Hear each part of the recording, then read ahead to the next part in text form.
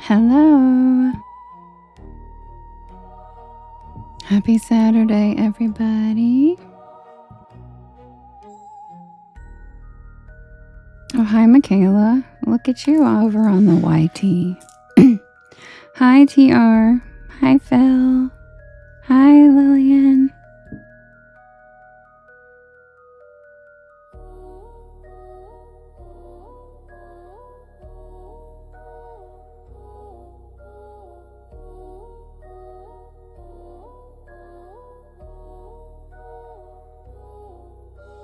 Yeah, Michaela, I've been cross-streaming for like 2 weeks. I'm also on Twitch. I've been I think it's been has it been more than 2 weeks? It's been a while now. I think it's been a couple weeks at least. Cool, right? Isn't it cool, Michaela?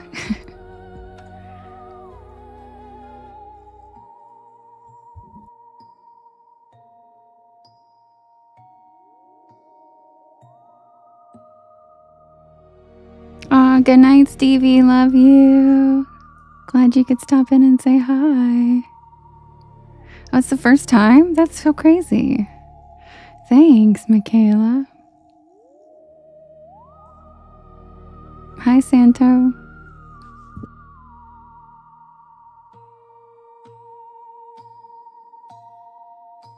Lillian, you can tap the heart. There is a heart tap feature here, but you can't do it all over the screen. You have to like just do it on the heart, which is kind of not as easy.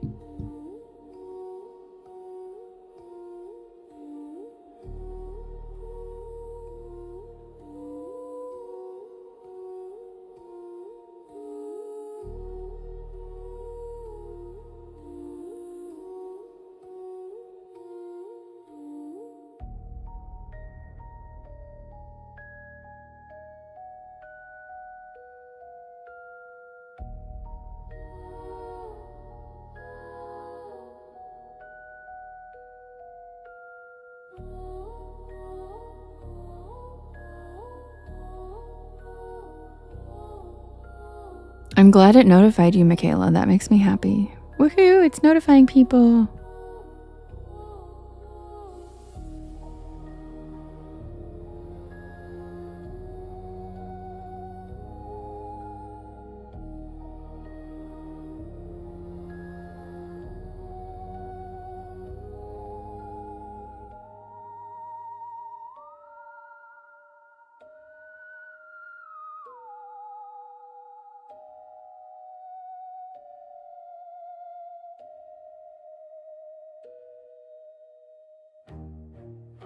Welcome in, everybody. Happy Saturday.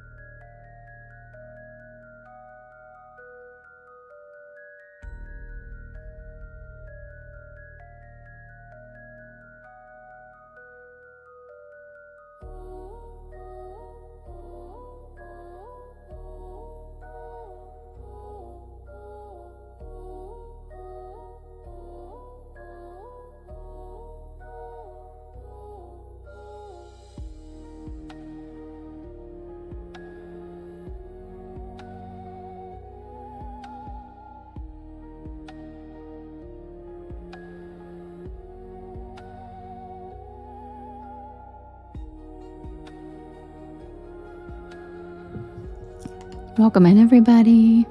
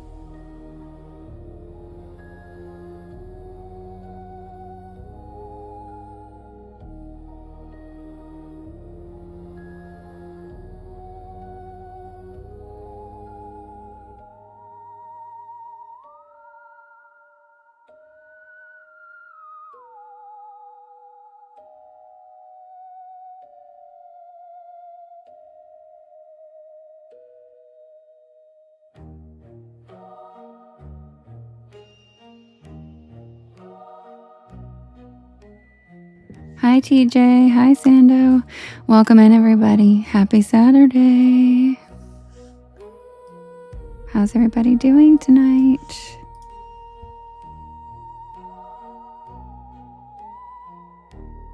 If you guys could do me a big favor and hit that share arrow in the bottom right hand corner.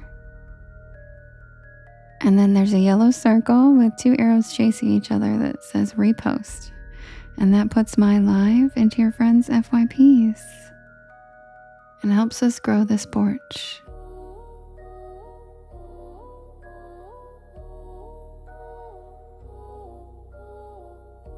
Hi Lucy.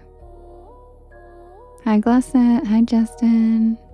Hi Heidi. Oh my goodness, Heidi, that's a long ways. Hi KJ.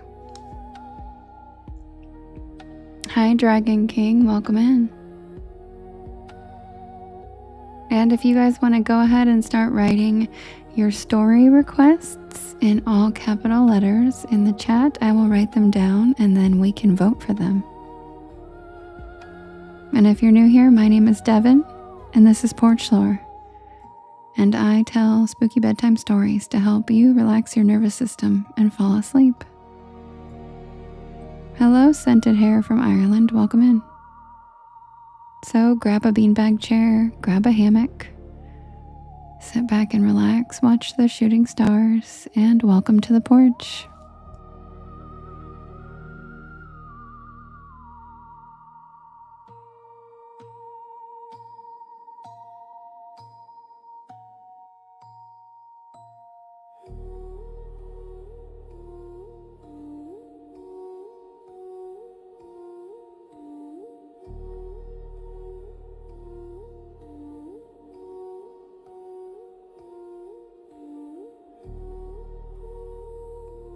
I missed you too, Tyrese. Welcome back.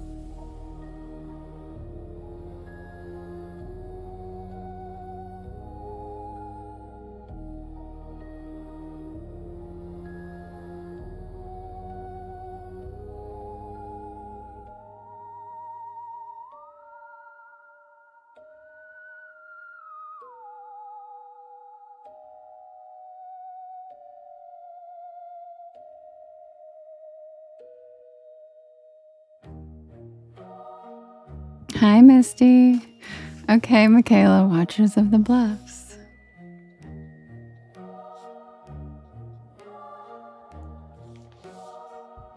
Hi, Kim. User 2972. I'm not sure what that story is.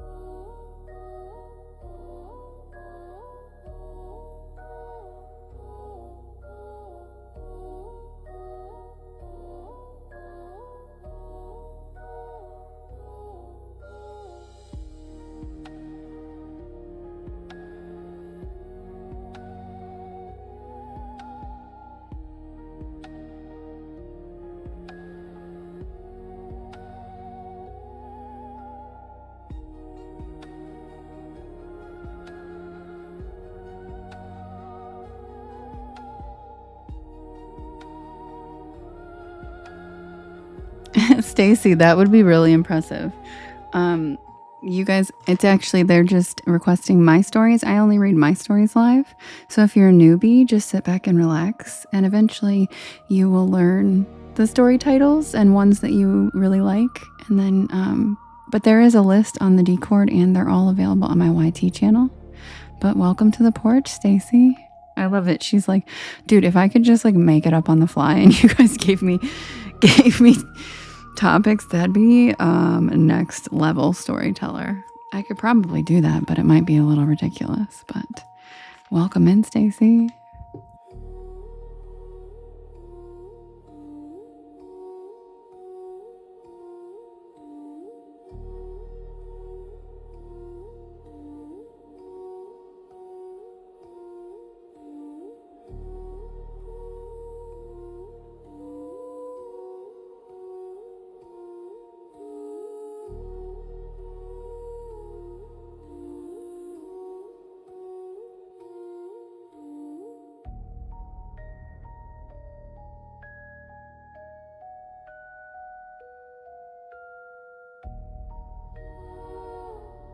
Don't worry, Vampy, we haven't done it yet. I'm just writing down everybody's requests.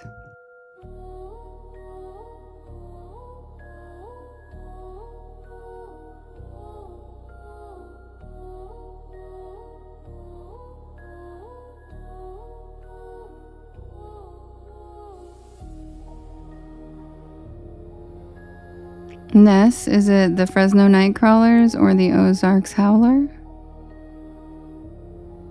Oh, don't be sorry, Vampy. We don't start the first story till 11 or till 10:30 anyway. Hi, Finja. Oh, you're waiting outside your daughter's prom? Aw, are you about to pick her up? How fun. Ozark, okay. Sounds good to me.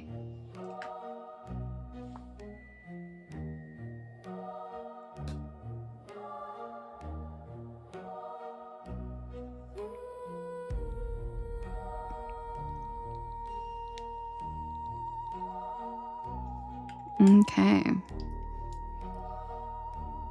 I think I got everybody's stories requests written down.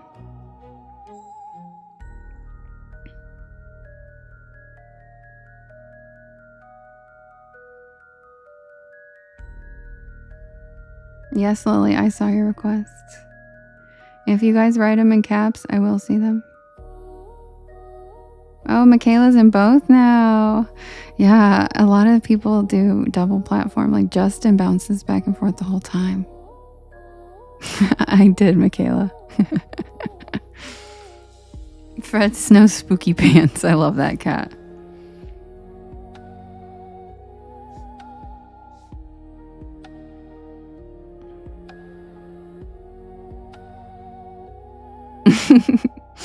Yeah. Michaela. Yeah, Rebecca, you do, right? But your name's something different and I always forget. I always forget it's you. Okay, guys, I'll be right back with the first poll for us to vote on which story. Also, welcome in if you are new here. My name is Devin, and this is Porch Lore. And I tell spooky bedtime stories to help you relax your nervous system and fall asleep. I am here every single night at 10 p.m. Eastern Standard Time until about 1 in the morning. I do write and record all of these stories myself, and they are all available on my YT channel, as well as all of the podcast streaming sites. So I will be right back with the first poll for us to vote for the first story. And if you guys don't mind doing me a big favor and hitting that share arrow on the right-hand side, bottom corner, there is a yellow circle with 2 arrows chasing each other that says repost. And that puts my live into your friends' FYPs. And it helps us grow this beautiful porch of ours. I got your request, TJ. Thank you. All right, I'll be right back with the first poll. Holly says, buckle up.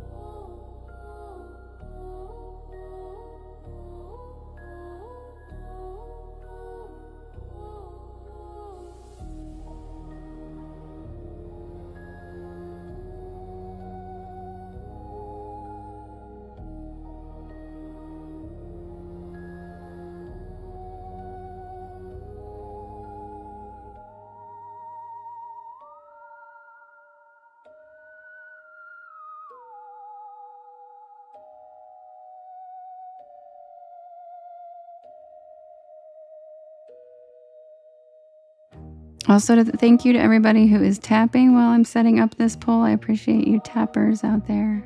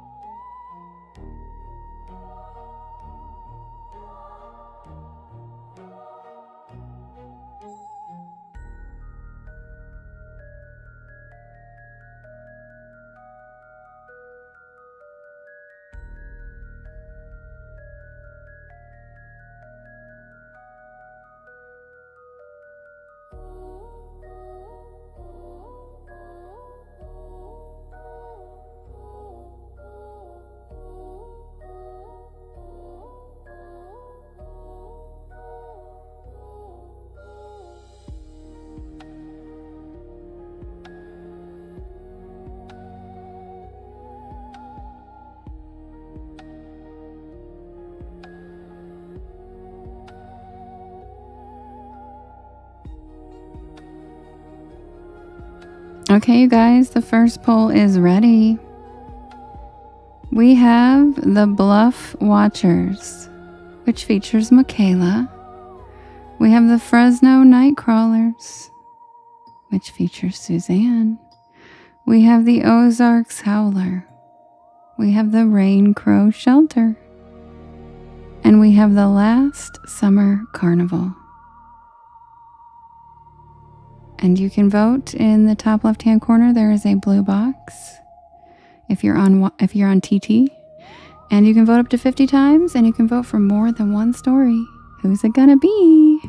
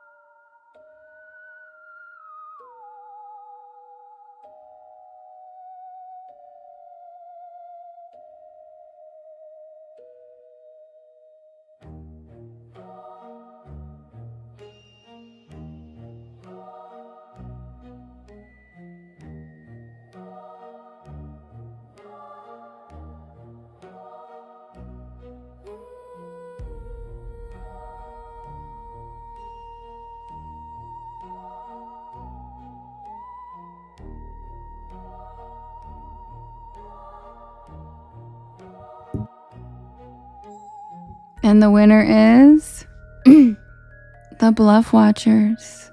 Whoop whoop. Aw, thank you, Michaela. I love that guy. He's so cute. Thank you. All right, I will be right back with the tale of the Bluff Watchers featuring the one and only Michaela.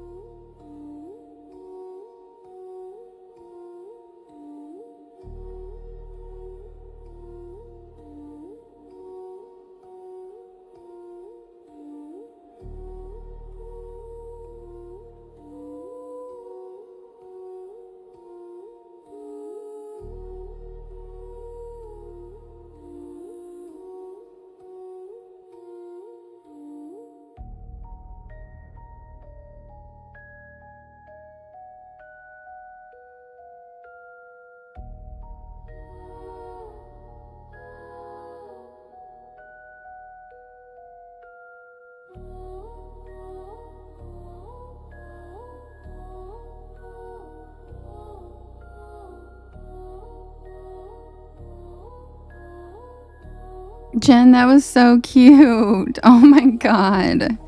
Thank you. Oh, that was so cute. Thanks, Jen.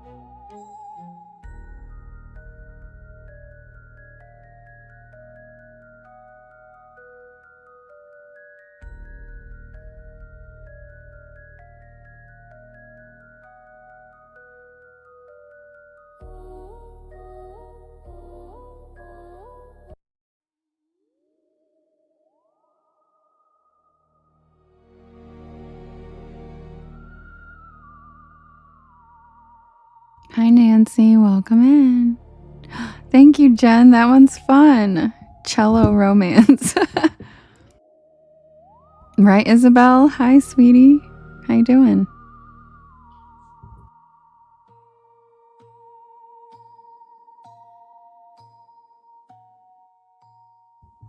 Submitted for the approval of the Porch Palace Society. This is the tale of the thing that watches from the bluff.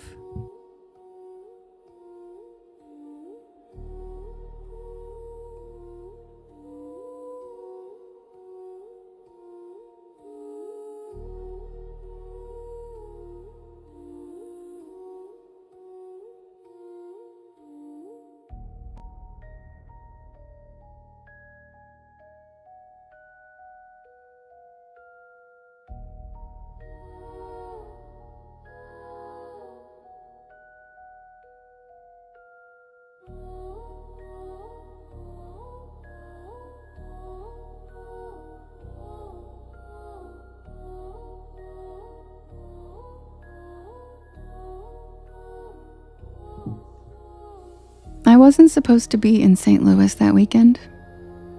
It wasn't a planned trip. It started with Michaela. Michaela has always been the kind of person who finds things. Not accidentally, deliberately. She doesn't just hear about a place. She tracks it down, cross-references it, digs through local archives, reads comment threads that most people scroll right past. If something is strange, she notices it. If something is hidden, she goes looking.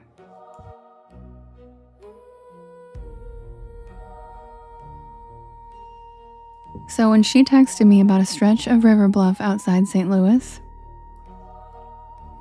a place that locals don't like talking about, I already knew how this would end. With us going.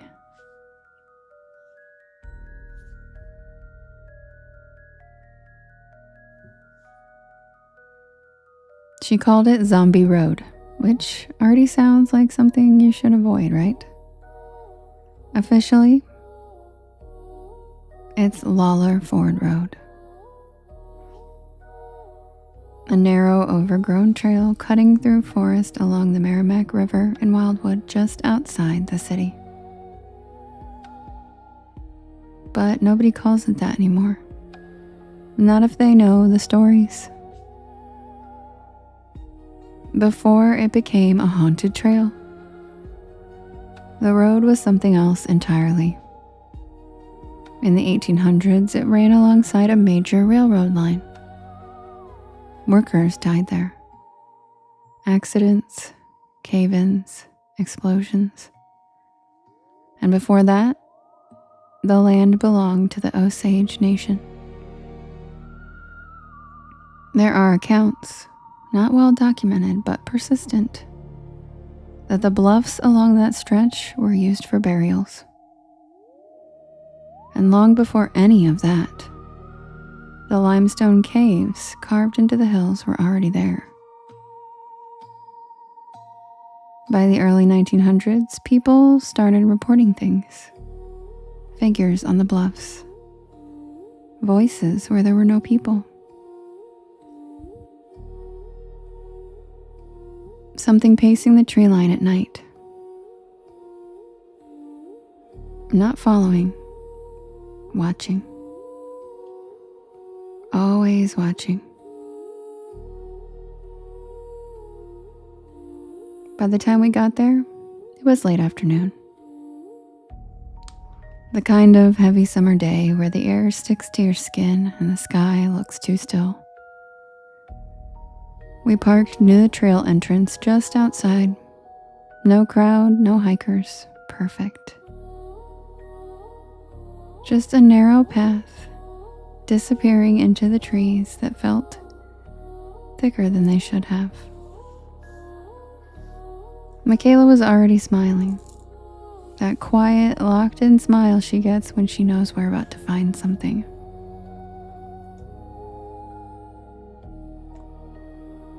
The trail started easy enough. Flat, packed dirt. The Merrimack River off to the side, slow and brown.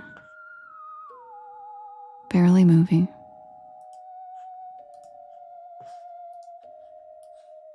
But the further we walked, the quieter it got. No birds, no insects, even the sound of our footsteps felt muted. Like the ground was absorbing it. About 20 minutes in, Michaela slowed down. She didn't say anything at first. She just tilted her head slightly, listening. "What?" I asked. She didn't answer right away. And then she said, "It sounds like something is moving above us." I looked up. The bluff rose steeply to our left, dense with trees, jagged rock cutting through the soil. Nothing there, no movement, no sound. And then I heard it.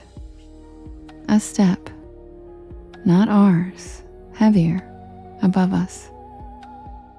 We both froze. Then another step. Slow, measured, keeping pace. Michaela didn't laugh it off, and that's how I knew that this wasn't just nothing. And then she looked at me and just said quietly, "Don't run." Okay, so we kept walking, and it kept moving. Every time we moved, it moved. Every time we slowed, it slowed. Always above us and just out of sight beyond the tree line. We reached a bend in the trail where the bluff dipped slightly lower. And for the first time, I saw it. Just a shape between the trees. Tall and standing completely still.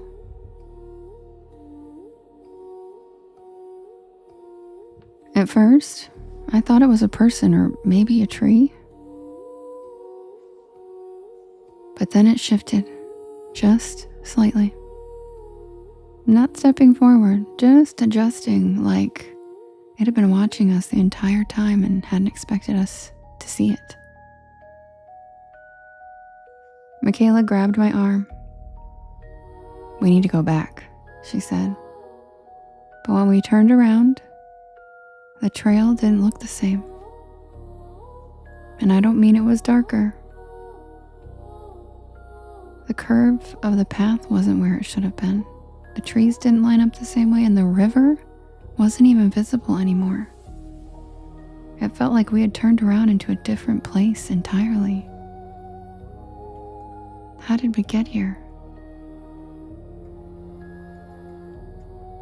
Behind us, we heard another step, closer now. We didn't run. We walked faster, trying to stay calm, trying to stay quiet.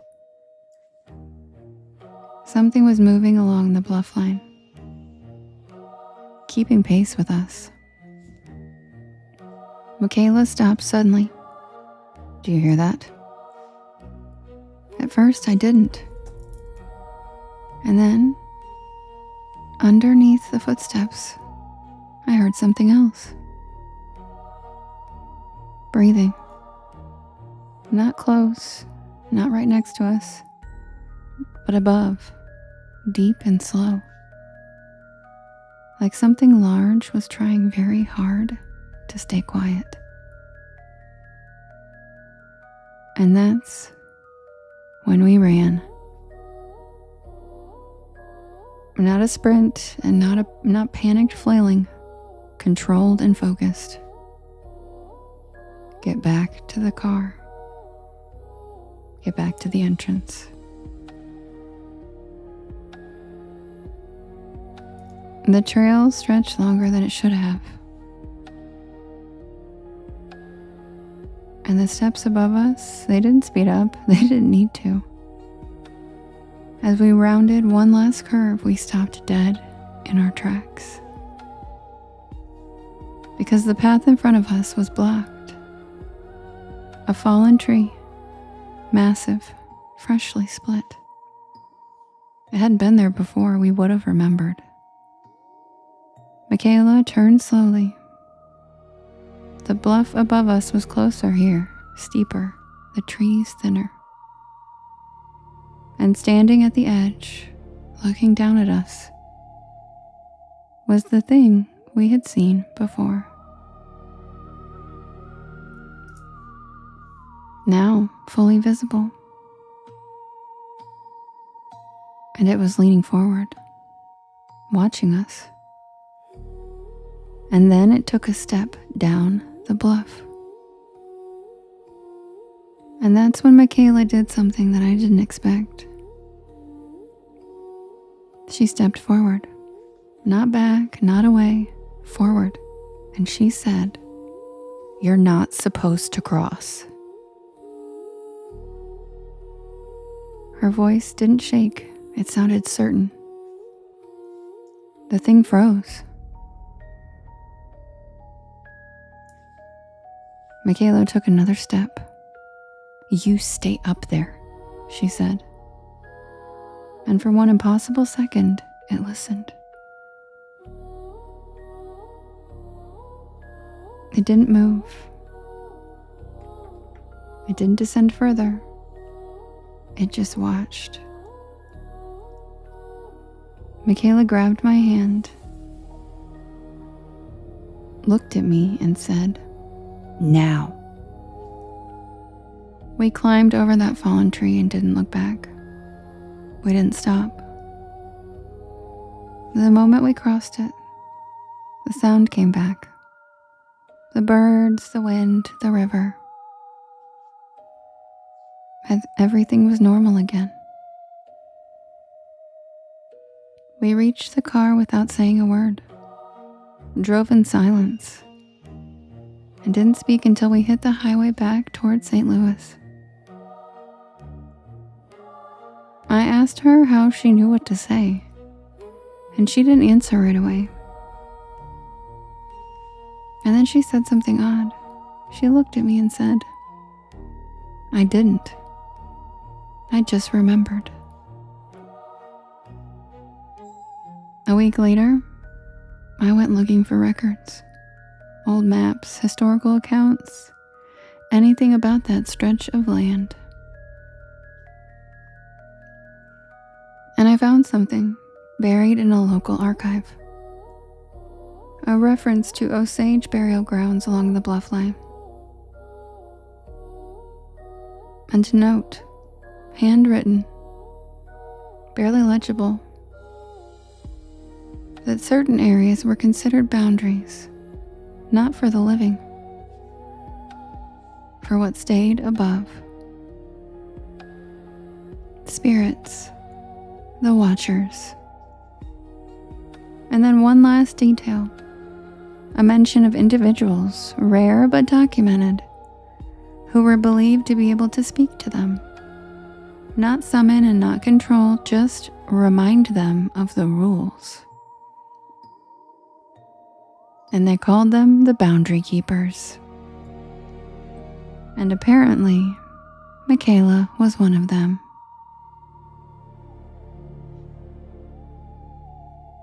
Because I don't think we were just two people who got lucky that day. I think one of us had been there before, and not physically, but in a way that matters so much more.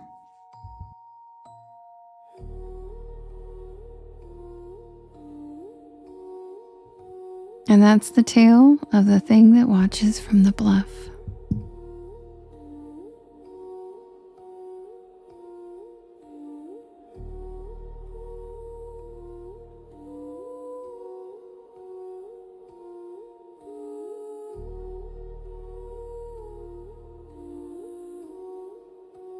Thanks, Michaela. I love that big horn. It's so cute. Thank you.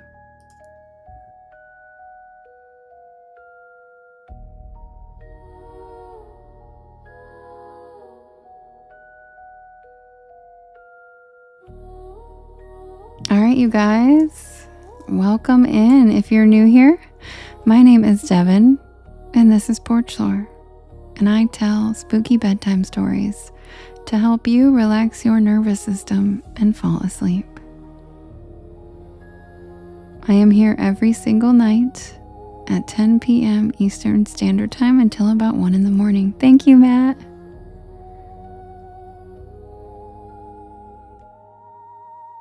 And you can listen to these stories anytime you would like on my YT channel, as well as all of the podcast streaming sites. And Isabel, I don't know yet. We vote for each story.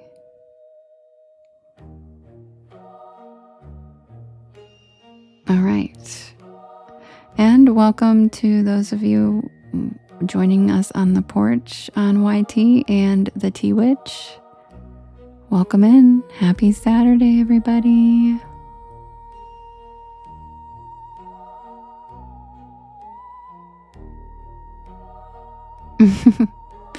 Love you, lovely. You're the best.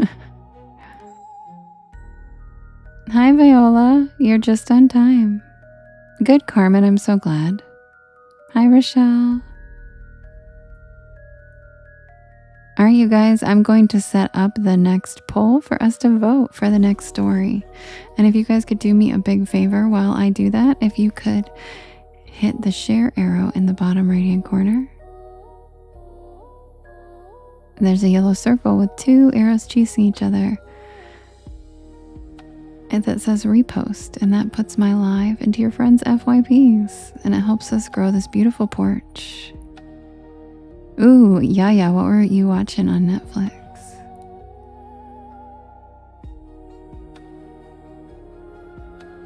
Hi, Poppy. How you doing, cutie?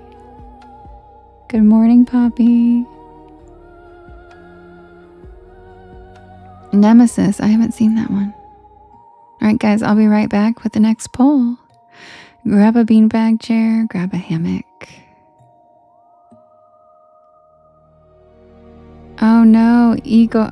What is your name? I go where I wanna.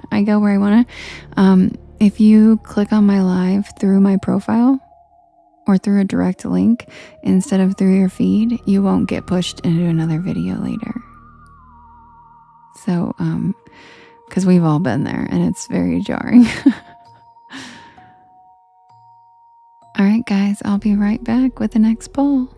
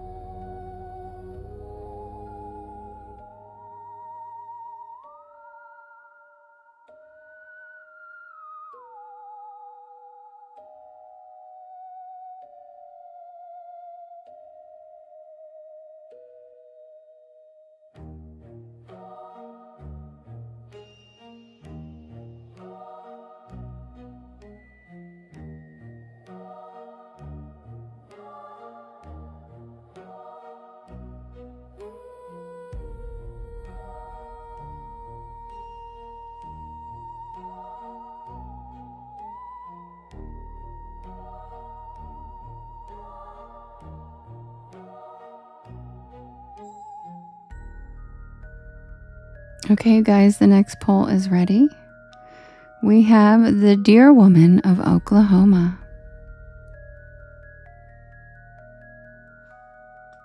Can somebody explain to Ella how to do this? I just explained it. Can somebody type it out so everybody can see how to not be kicked into another live?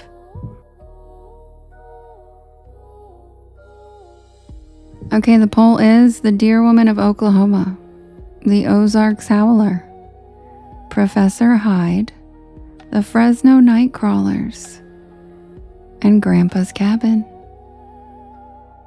You can vote in the blue box in the top left-hand corner. You can vote up to 50 times, and you can vote for more than one story. We have the Dear Woman of Oklahoma, the Ozarks Howler, Professor Hyde, Fresno Nightcrawlers, and Grandpa's Cabin.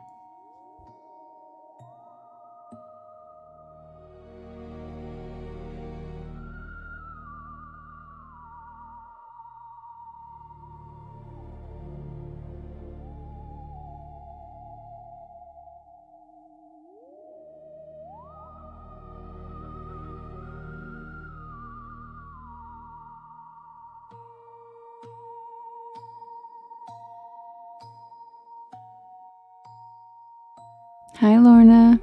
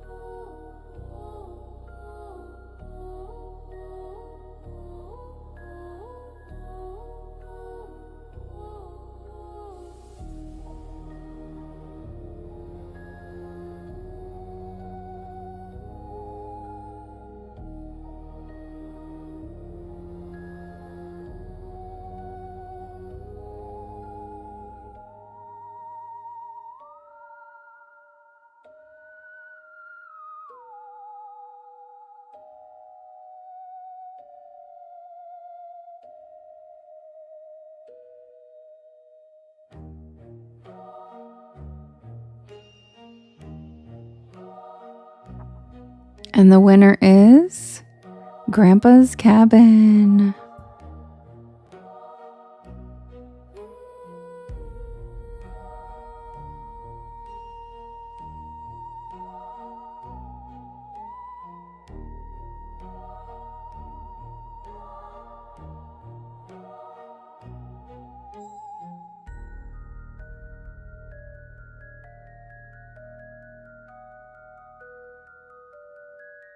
Thank you, Lily. Hi, Bad Witch. Welcome in.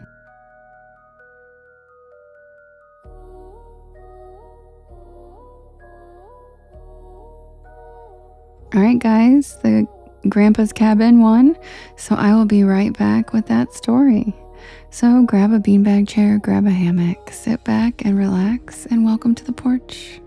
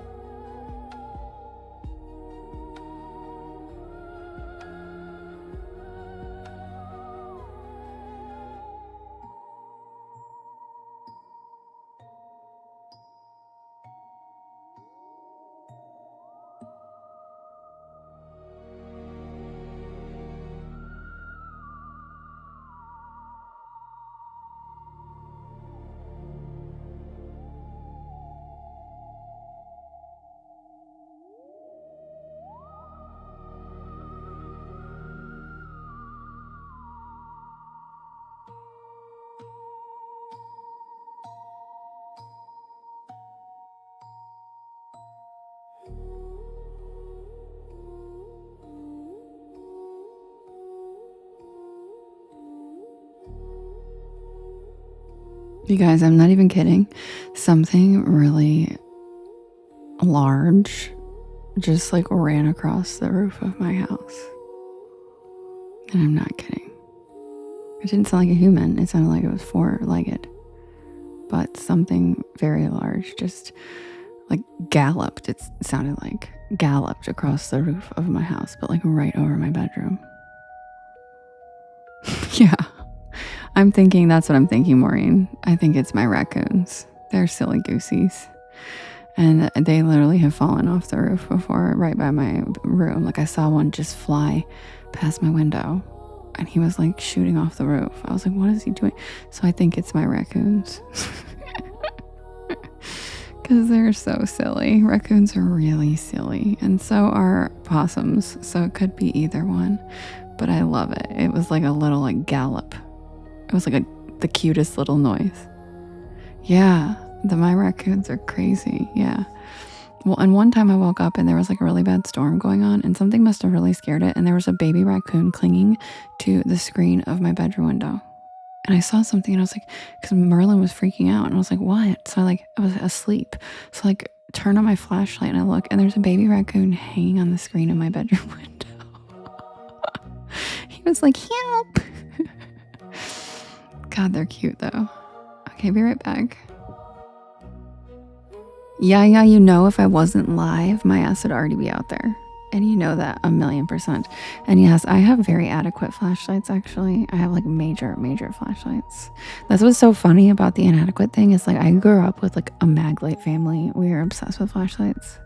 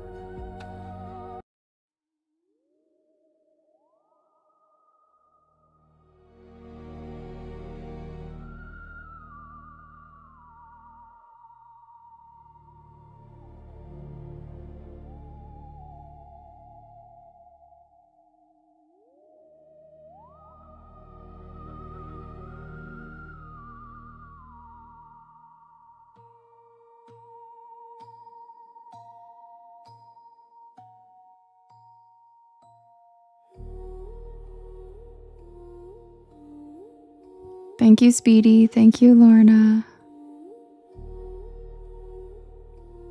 Thank you, Maureen. Thanks, Mace.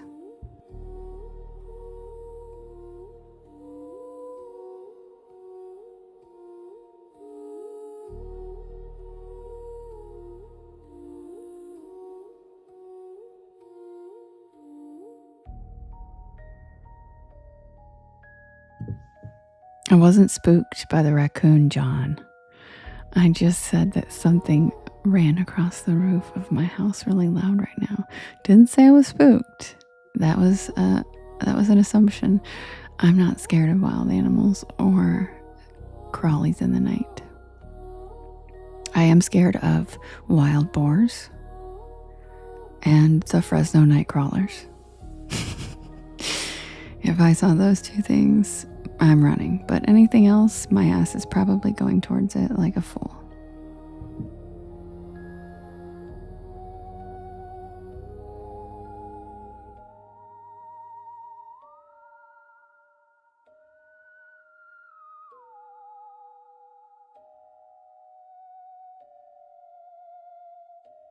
Exactly, Lisa.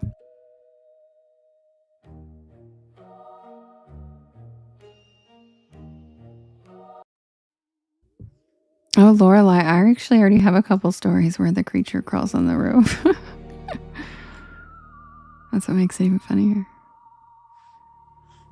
Submitted for the approval of the Porch Pal Society This is the tale of my grandpa's cabin.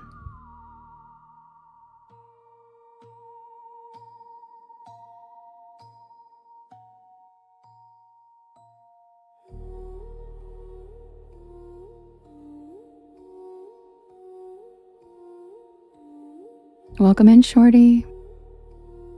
Yes, Jessica, I write all these.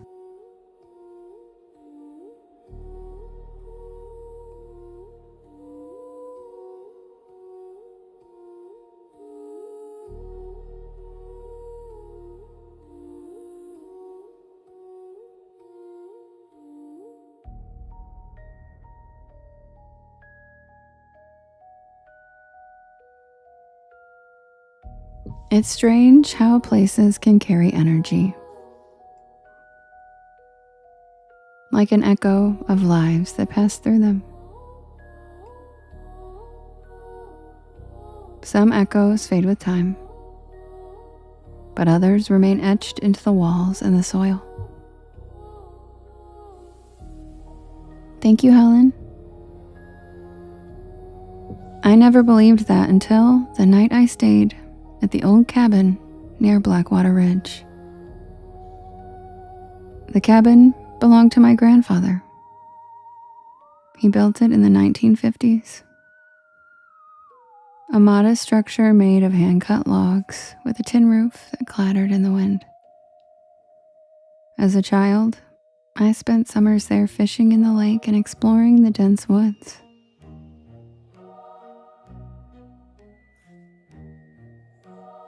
But as I grew older, life pulled me away.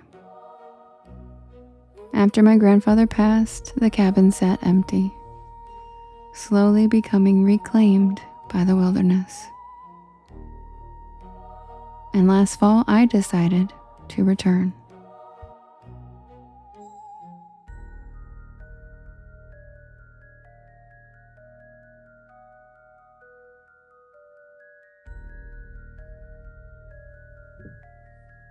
The drive up was uneventful, but as I neared Blackwater Ridge, a sense of unease settled over me.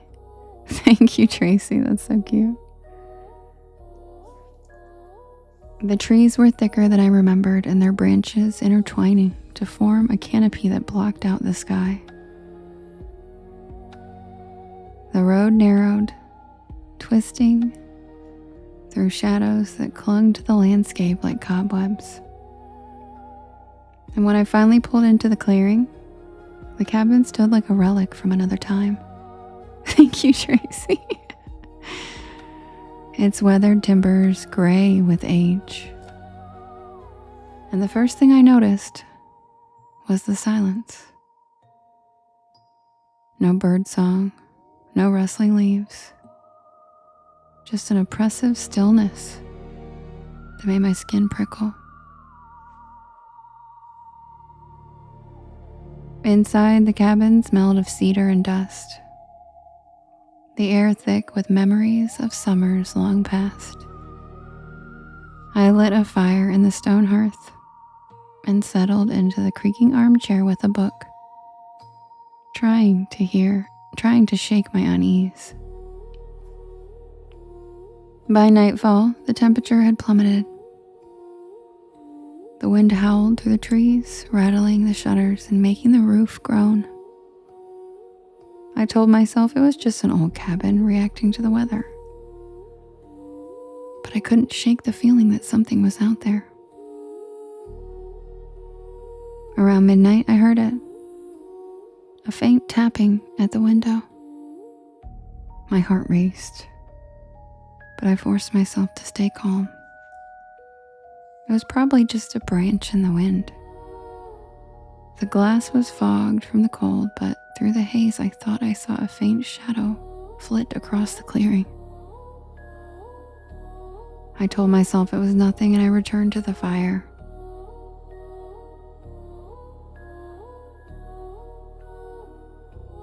Sleep didn't come easily. Every creak and groan of the cabin felt amplified in the darkness. Then the tapping returned, more insistent this time, like fingers drumming against glass. I gripped the armrest. My pulse was racing. I told myself it was the wind, but deep down I knew better. The next morning, the woods were shrouded in mist. Hoping the fresh air would clear my head, I took a walk.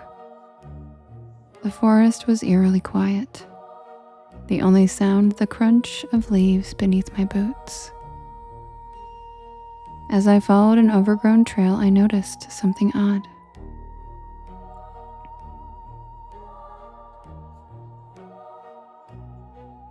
The trees seemed twisted, their trunks gnarled and blackened, as if scorched by fire.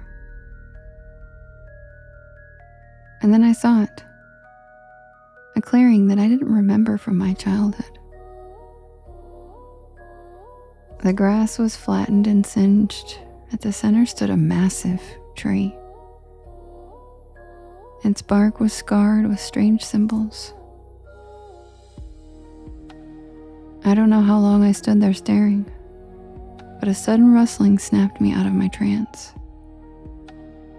At the edge of the clearing, shadows shifted between the trees. Every instinct screamed at me to run, but my legs felt rooted to the ground. The wind changed. A whisper carried through the clearing, coming from everywhere and nowhere all at once. I stumbled back through the woods, branches snagging my clothes and scratching my skin. When I burst into the cabin clearing, I was gasping for air. I slammed the door shut and I slid the heavy bolt into place. The rest of the day passed in a blur. I tried to convince myself I had imagined it. By dusk, the wind picked up again, and the tapping returned. This time it wasn't just at the window. It came from the walls, even the roof, even the floor beneath my feet. I grabbed the fire poker, and I stood in the center of the room, my eyes darting from shadow to shadow. The tapping grew louder and more frantic until it drowned out all my rational thought. And then it stopped. The silence was deafening. I stood there trembling, my knuckles white around that poker. Minutes passed, and then hours. The fire burned low, casting flickering shadows across the walls. And just as I began to think it was over, a new sound emerged. A slow, deliberate scraping at the door. Methodical and relentless, like claws raking against wood. I knew I couldn't stay. Grabbing my keys, I bolted for the back door. I threw it open and I sprinted into the night. The cold air burned my lungs, but I didn't stop. Branches whipped at my face as I ran, the ground slick beneath my boots. Behind me, the scraping turned into heavy footfalls, crashing through the forest with inhuman speed.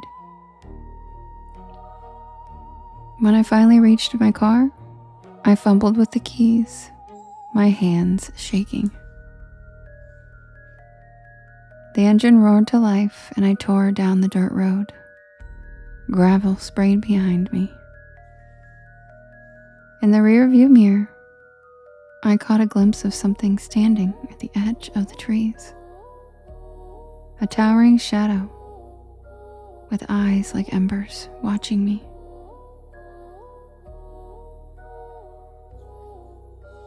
I didn't stop until I was miles away. In the weeks that followed, I tried to rationalize what had happened. And I still really don't know. But I know this. Some places carry an energy, an echo that never fades. And Blackwater Ridge is one of them.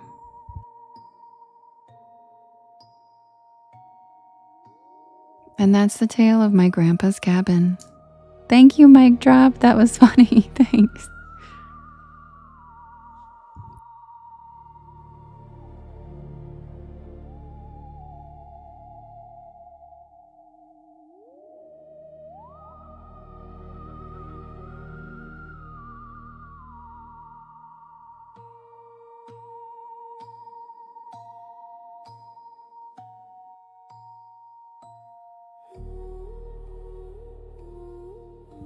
Welcome in, everybody. Happy Saturday. My name is Devin, and this is Porch Lore. And I tell spooky bedtime stories to help you relax your nervous system and fall asleep.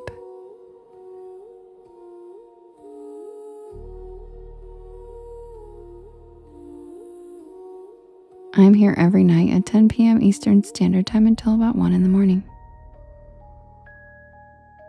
Also, thank you to all the Porch Pals who are writing relevant keywords in the chat. It helps us get pushed out because the AI can categorize us as what we are talking about and what the live pertains to. So if you guys could do me a favor and throughout the night type things like, are you afraid of the dark? Goosebumps, paranormal, supernatural, spooky bedtime stories, Mothman, Goatman, anything like that in a sentence, it's funny, would be great. Just to counteract all the random stuff people talk about in the chat. It helps immensely.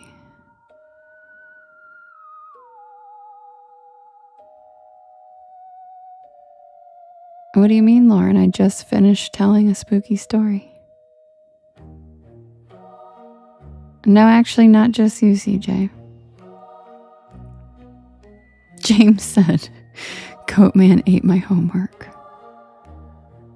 Thanks, Isabel. Oh, you're using it as a keyword. Oh, good job, Lauren. Thanks. Good job, Lauren. I thought you were saying you'd like to hear some. I was like, wait, I just told one. Is your audio working? Thanks, Lauren. You're the best. You're so cute.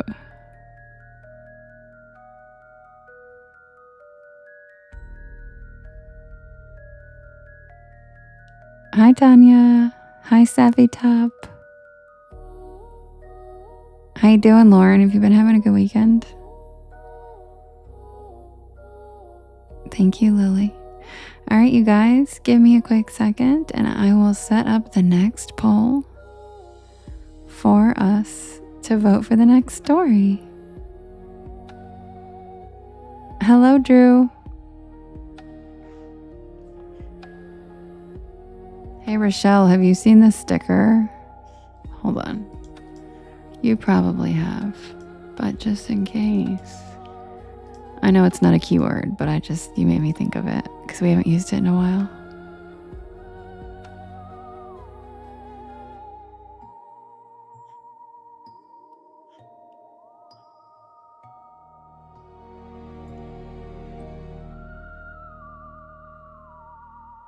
Yes, so thank you guys so much for tapping. And if you guys wouldn't mind hitting that share arrow in the bottom right hand corner. There's a little yellow circle with 2 arrows chasing each other that says repost. And that puts my live into your friends' FYPs. Hi, Pippa. Happy Saturday. John said, I just got a job at the night shift of the Sycamore Diner. That's a good one, John. That's a good one. All right, guys, I will be right back with the next poll for us to vote.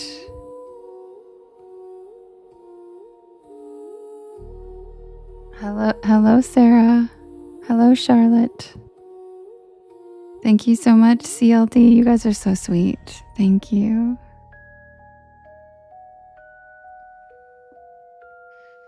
Hi, Sparkle Tree.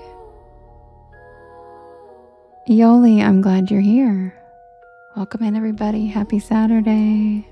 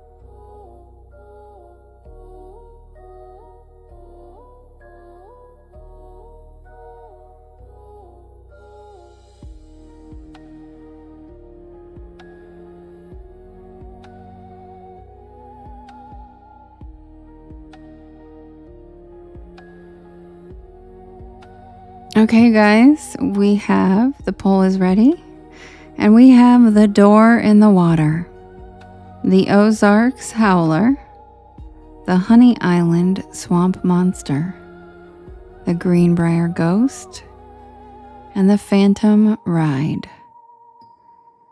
You can vote in the blue box in the top left-hand corner. And we have the door in the water,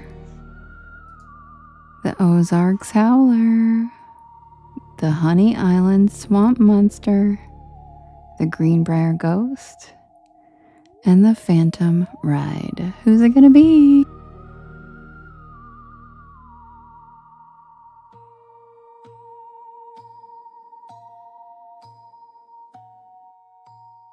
No Real Bizzle. I haven't read it yet, but I still have it on my list.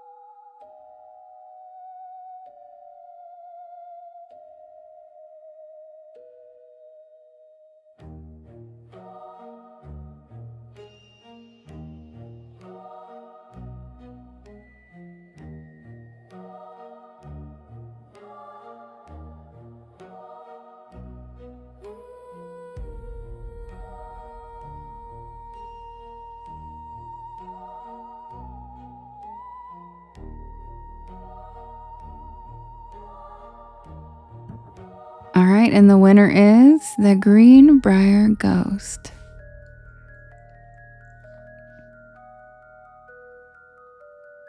And I will be right back with that story. Grab a beanbag chair, grab a hammock, sit back and relax, and welcome to the porch. Happy Saturday.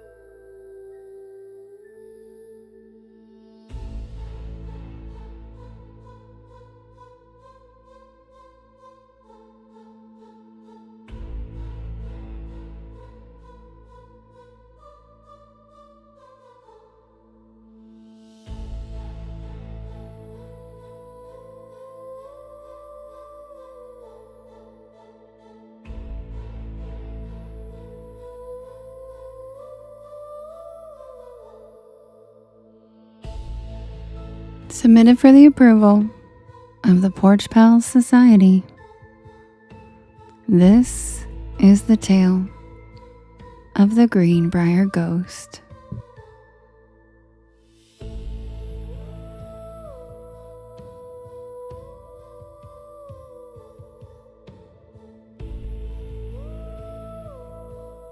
Thank you, Sherry. That's so cute.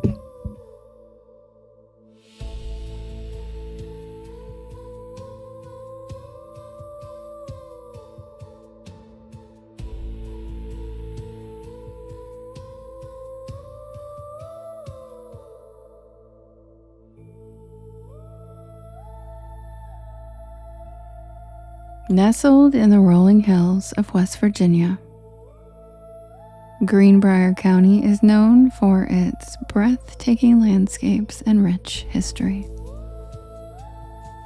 But beneath its picturesque exterior lies a dark tale that has captured the imagination of locals and paranormal enthusiasts alike.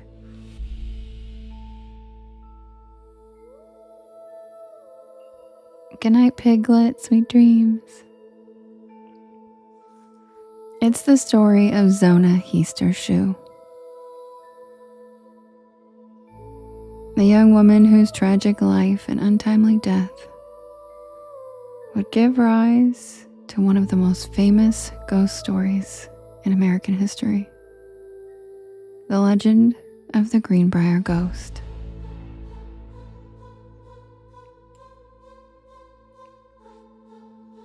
Zona was born in 1873 to a farming family in Greenbrier County. She was known for her beauty and her charm. With her bright smile and warm spirit, Zona quickly became a beloved figure in the community. She had dreams of finding true love, and those dreams came to fruition when she met a man named Edward Shue. Edward was a charismatic but somewhat mysterious figure. He was a blacksmith by trade and on the surface seemed to be the perfect match for Zona. Their courtship was swift, and soon they were wed. However, friends and family began to express concerns about Edward's temperament. Some warned Zona that he had a reputation for being hot-headed and could be possessive. But the young couple seemed blissfully in love, and Zona believed that she had found her soulmate. The couple moved into a small home in the area, and for a time, things appeared to be going well. But soon after their marriage, Zona's family began to notice a change in her demeanor. She became withdrawn, her vibrant personality dulled by an unseen weight. The rumors surrounding Edward's temperament continued to swirl, and Zona's loved ones feared for her safety. And in January of 1897, a chilling event unfolded. Zona was found dead in her home, her lifeless body draped on the floor. The news of her death sent shockwaves through the community.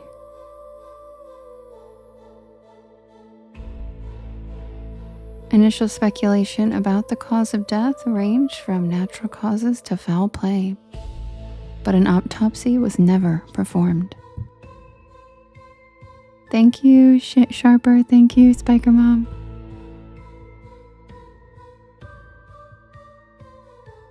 Edward insisted that Zona had simply collapsed because she had been in poor health, and the local authorities accepted his explanation without question because he was her husband. Zona's funeral was a somber affair. Mourners gathered to pay respects, but the air was thick with unspoken questions. What had truly happened to the young bride?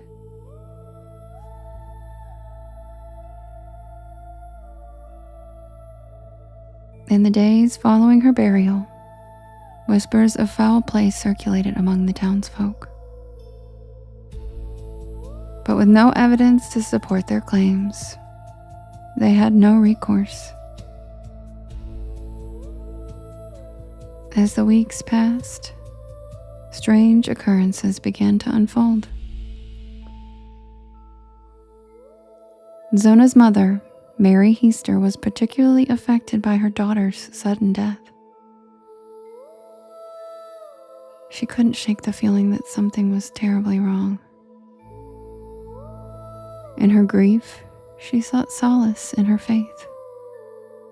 And one night while praying, she was visited by an inexplicable vision.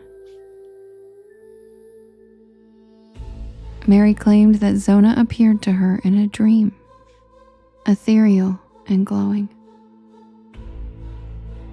Zona's ghost spoke to her, revealing that her death had not been accidental. She told her mother that Edward had killed her, that he had been abusive, and that he had strangled her in a fit of rage.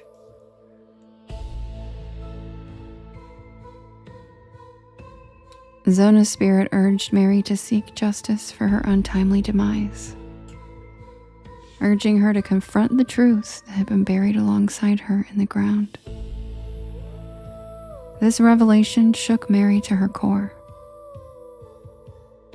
She was determined to uncover the truth and bring her daughter's killer to justice. Despite the town's skepticism, Mary was resolute, and she spoke to anyone who would listen, sharing her vision and calling for a new investigation into Zona's death. Mary's fervor caught the attention of the local authorities, who were initially hesitant but intrigued by her claims. As the tide of public opinion began to shift, they agreed to exhume Zona's body for a proper examination. Thank you, Queen. Thank you, Spiker Mom.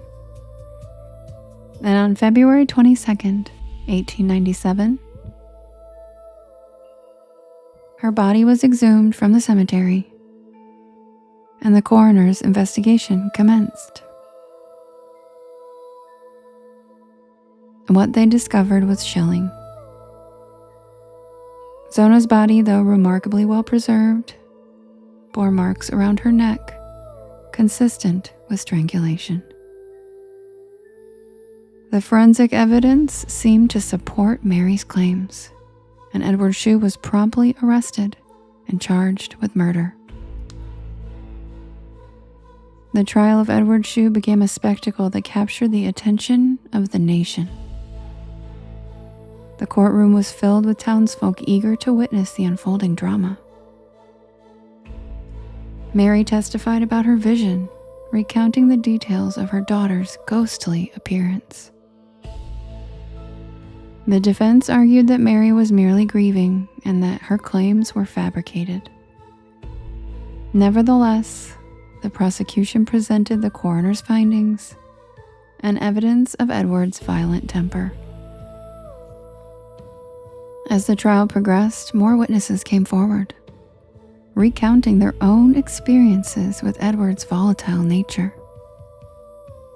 Neighbors testified that they had heard arguments between the couple, and several of Zona's friends spoke about her fearful demeanor in the months leading up to her death. The courtroom buzzed with tension as evidence mounted against Edward. But he maintained his innocence throughout. And during the proceedings, something remarkable happened. The ghost of Zona seemed to loom over the trial. A heavy presence that everyone could feel. In the eyes of many, Zona's spirit was avenging her own death, haunting the very man who had taken her life. As the trial reached its climax, the jury deliberated. Days passed as they weighed the evidence and the emotional testimonies. Finally, they returned with a verdict: guilty of murder. Edward Shue was sentenced to life in prison. The town of Greenbrier erupted in a mix of relief and disbelief. After Edward's conviction, Zona's ghost was said to have found peace. Her spirit finally at rest after achieving injustice for her untimely death. The haunting of the Greenbrier became a cornerstone of local folklore. Zona's story was told and retold, her life and death intertwined with the theme of love, betrayal, and the unyielding bond between mother and daughter.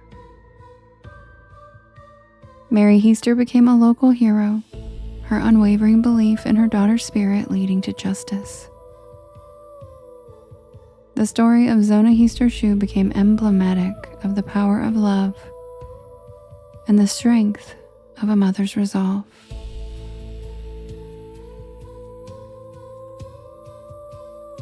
The events surrounding her life and death have sparked discussions about the intersection of the spiritual, the material, the known, and the unknown. Today, the tale of the Greenbrier ghost is not just a chilling story from the past. It remains a point of fascination for paranormal investigators and historians alike.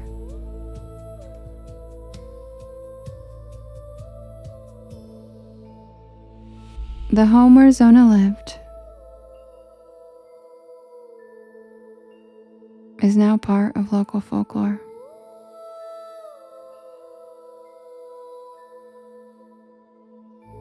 Attracting those who seek to understand the mysteries of the spirit world. The trial of Edward Shue, often cited in discussions of legal history, as one of the earliest cases where a ghost's testimony influenced a murder trial.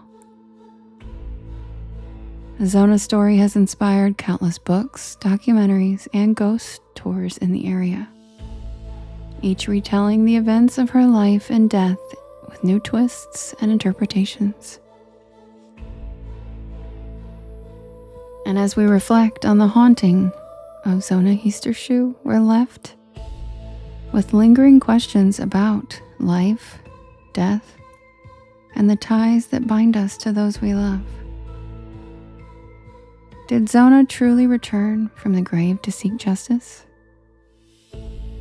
While we may never know for certain, her story continues to resonate, reminding us that love can transcend even the darkest circumstances.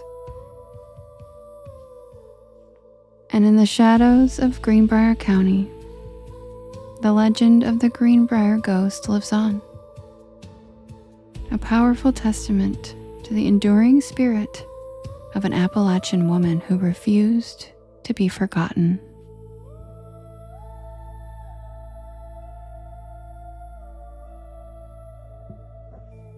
And that's the tale of the Greenbrier ghost. Thank you, Tam Bam.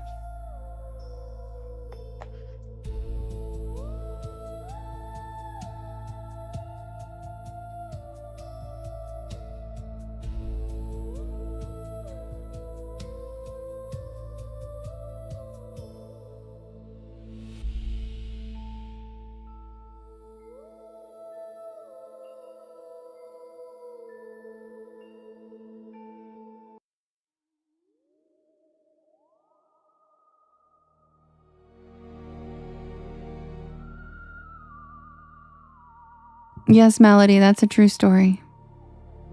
And no, Nick, I only read my own stories.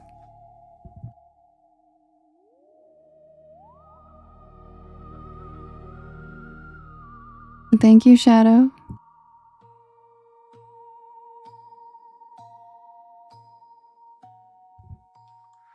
All right, welcome in, everybody. My name is Devin, and this is Porch Lore. It's crazy, right, Melody? Yeah. I have an entire playlist on my YT channel called the Unexplained series, and it's all true documented things that have happened that are unexplained. And that's one of them. There are actually 2 stories I have of Appalachian ghost women solving their own murders. It's pretty amazing. Happens more than you would think. It's a warning for all the husbands out there. It happens more than you think. Glad to have you here, Shadow. Thanks, Melody. Yeah, it's my favorite. They're my favorite videos, actually. But they're all really, it's just so interesting. They're all, because I'm just into folklore in general. But I really like the ones that are like, you know, more documented and backed with stuff. Welcome in, everybody. My name is Devin, and I tell spooky bedtime stories to help you relax your nervous system and fall asleep. And I'm here every night from 10 p.m. Eastern Standard Time until about 1 in the morning. I do write all these stories myself and record them, and they are all available for you to listen to whenever you would like on my YT channel, as well as all of the podcast streaming sites. I am also live cross streaming, so hello to those of you on YT and Twitch as well. And I'm going to get the next poll ready for us to vote for the next story. And if you guys could do me a big favor while I get this poll ready, if you guys could hit that share arrow in the bottom right hand corner, and there's a yellow circle with 2 arrows chasing each other that says repost. If you could hit that, that puts my live into your friends' FYPs, and it helps us grow our beautiful porch. Also, if you are enjoying yourself, don't forget to give me a follow here on TikTok or wherever you're listening, so you can find me again if you fall off the porch. I also do premiere a new one of these stories every single week on Mondays at 7 p.m. Eastern Standard Time, live on my YT channel. So if you would like to join us, subscribe over there and join us at 7 p.m. on Monday to hear the newest story of the week. And then I will be back over here at 10, like I always am, to read the stories. So thank you for everybody who is tapping, using keywords in the chat, and sharing out the live. It all helps so much. And I will be right back with the next poll.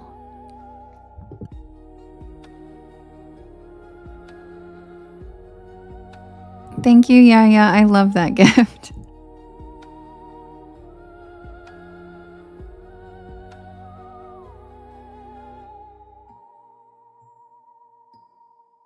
Melody, that one was called The Greenbrier Ghost. But they don't have the same titles on the videos over in YT.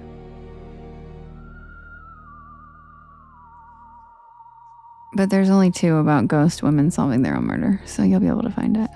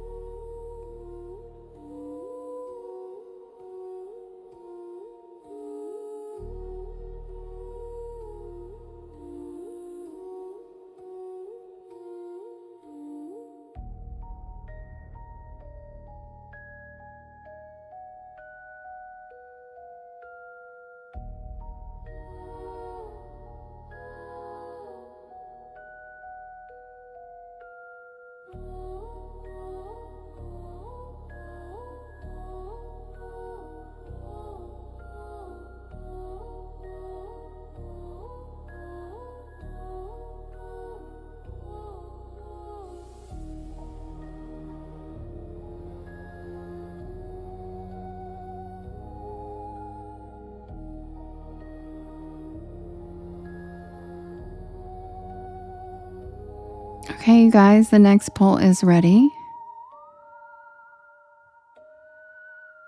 And we have the Fresno Nightcrawlers, the Ozarks Howler. Good night, John. Professor Hyde, the Man in the Red Coat, and the Phantom Ride.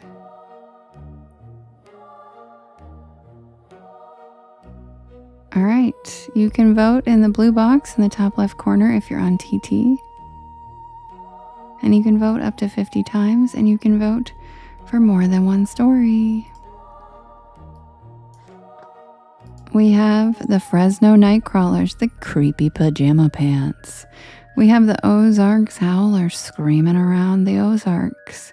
We have Professor Hyde. We have the Man in the Red Coat. And we have the Phantom Ride. Who's it gonna be?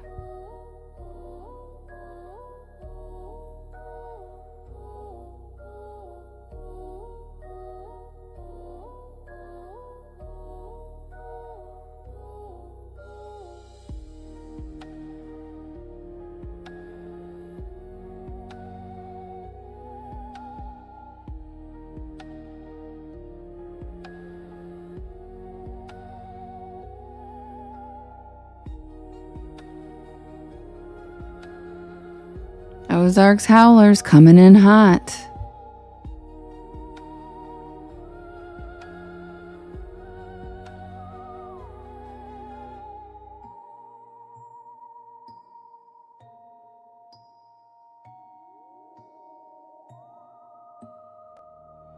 Welcome in, Joker.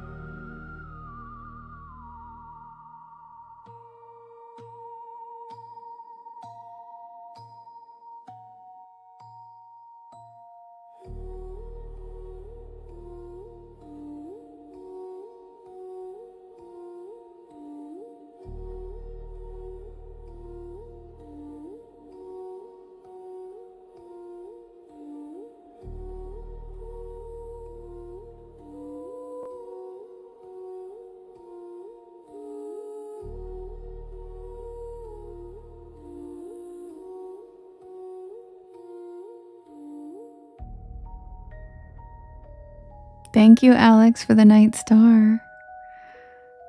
Hi, Robin. All right, guys. It looks like the winner is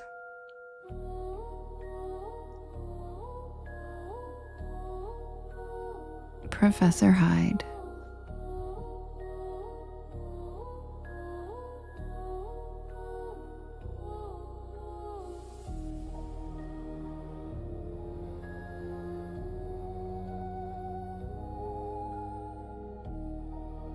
Why do you want to dream and live, laugh, love? That's not true. I eat cheese before bed all the time and I literally don't have dreams. Sorry. Don't mean to burst your bubble. But I literally call it night cheese and I don't have dreams at all. So sorry. But I always eat Colby Jack, so like maybe that's something. At least not always, but that's always my night cheese or provolone. Blake Wood, thank you for the follow. Welcome to the porch. Was it the night cheese that made you hit that button? Blake was like, yep, okay. Night cheese, she gets the follow. I know, Lady Rose. Why would you want to? Do not wish that upon yourself, trust me. If you're not having dreams, you're very lucky.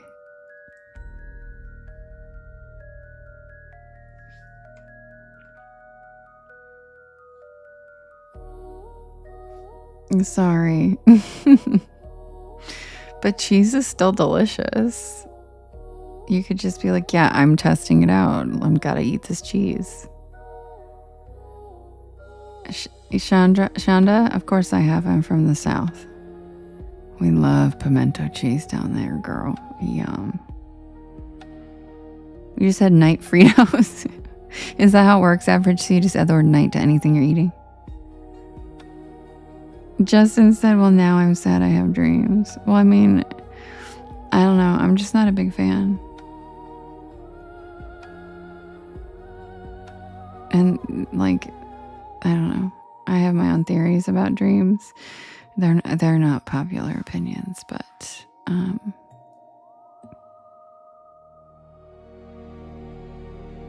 you want to see if it will work? Well, give it a whirl. Let us know if it works. Everybody's different. Maybe it'll work for you. Maybe you'll dream about cheese. You said, I actually just started dreaming again. I haven't dreamed in like 8 years.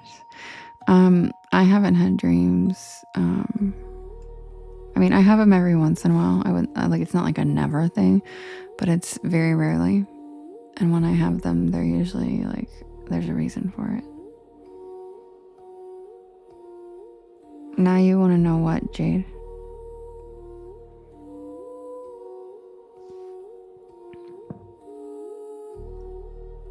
Yeah, see, yeah, and that's what my unpopular opinion. I don't know. I'm not sure how I feel about that. I know a lot of witches believe in that and think that's a thing. I'm not sure how I feel about that. Yeah, Robin, that's how mine are too. Like the ones I do have are always that way. Or something like that's actually happened to somebody else or something like that. Justin, not those kind of dreams. not those kind of dreams. And I wasn't mad about it, Justin. I'm just saying. Oh, Jade. Oh, okay. You can't imagine not dreaming, Alex? Really? Yeah, see, in shadow, that's the thing that I'm not sure, I believe. That's crazy, Spiker Mom. I had something similar when I was little.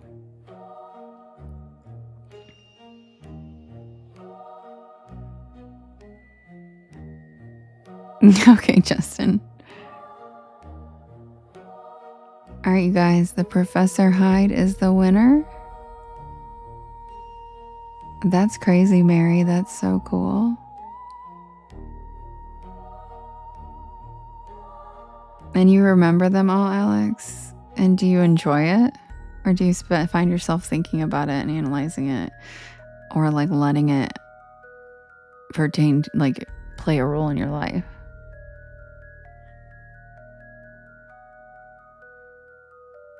Oh, that's amazing. You sleepy. You'll make a sandwich while you're asleep or ramen. Whoa. Whoa. Yeah, Shadow, that's kind of how dreams are. You can do that. But that doesn't mean that's astral travel. That's just kind of what a dream is.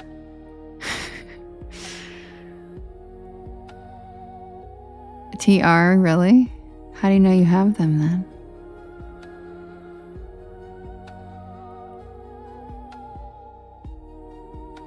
That's crazy, Spiker Mom.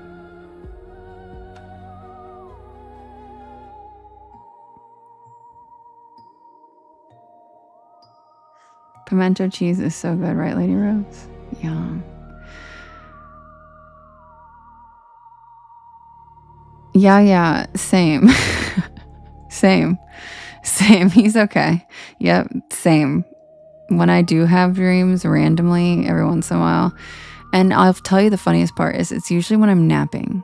It's not usually when I'm like full on go to bed. It's usually like it'll be when I'm taking a nap with Merlin or something. And I'll just randomly wake up and kind of remember it for a second. And like, same. I've had that same experience. Yeah. I'm like, yeah, he was okay. You're a Southerner who doesn't like pimento cheese? What? What, Robin? I don't think I've ever met anyone like that. Any other Southerners in here that don't like pimento cheese? Because that blows my mind. Yeah, can you see his face? Because I can't. I don't see his face. I just know I just know of him. I don't even know how to explain it. I just know that's who he is. Does that make sense? But I can't really see him. You don't either, Tennessee girl? Whoa. Yeah, you just know he's there. Me too. Yeah, that's so weird.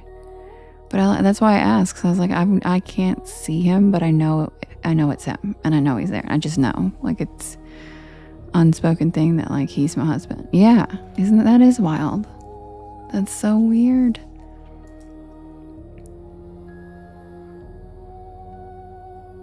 Good job, Jade. You even out the Southerners that don't like it. Right, Mandy? Pimento cheese is like a must. Did y'all know that Chick-fil-A did it for a while and it was the most epic sandwich they've ever had? I probably gained so much weight just that month they had that sandwich because I went like every day. And I kept asking for extra sides of the pimento cheese. I'm such a Southerner. And I'm in Ohio and they were like, what the hell? I'm going to need all that pimento cheese, please. Yep. Pimento's so good. Don't even get me. I live in Ohio right now and I can't find it in many places, so I don't even want to talk about it. It makes me super sad. Right, Lady Rose? That sandwich was so good. You're in Cincinnati? Nice. Yeah, they did Frenchies, and Lady Rose just agreed it was the best. And they didn't bring it back, and it was ridiculous. And I'm like, what? They better bring it back this summer. Or I'm going to be, come on.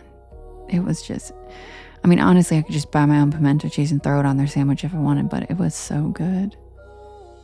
What state am I from, Mandy? I'm from North Carolina.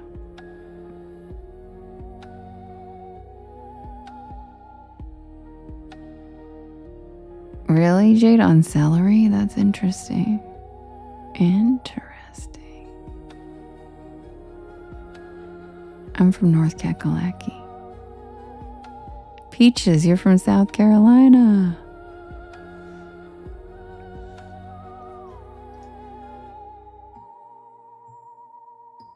What do I eat it on? On sandwiches, on everything. Buy it on crackers, on everything.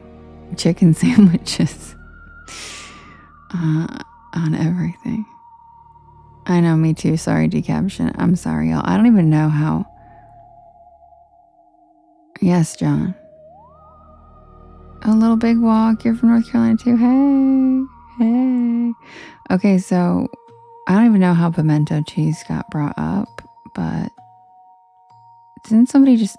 I feel like somebody asked me out of the blue if I liked grilled pimento cheese sandwiches. Didn't they? Did somebody do that?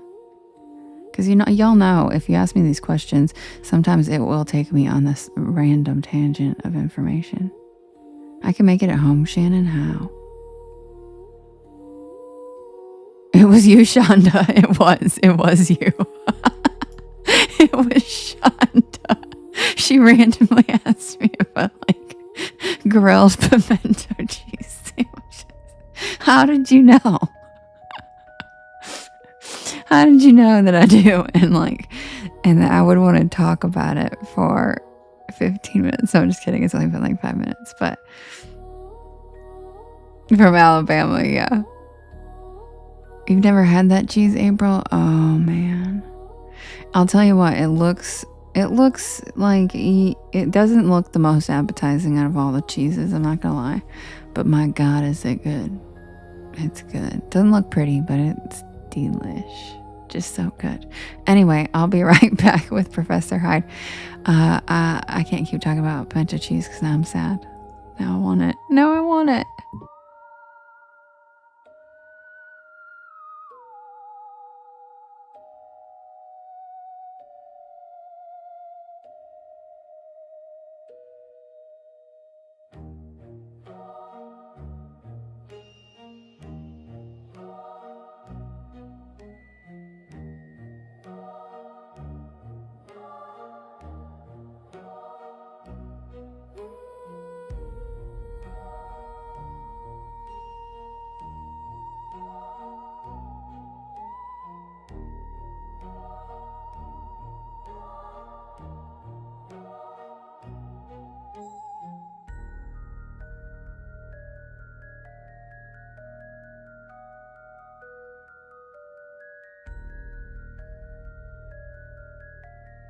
Hello, Graham.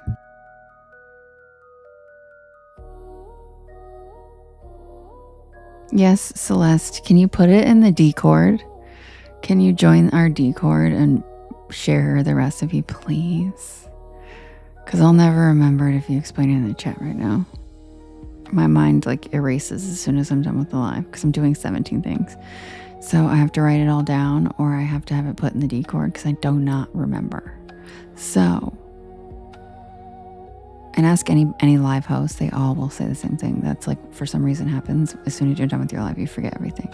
So, pimento cheese recipe, if anybody wants to share theirs in the Discord, yum. I would love that. And I will legit try to make it.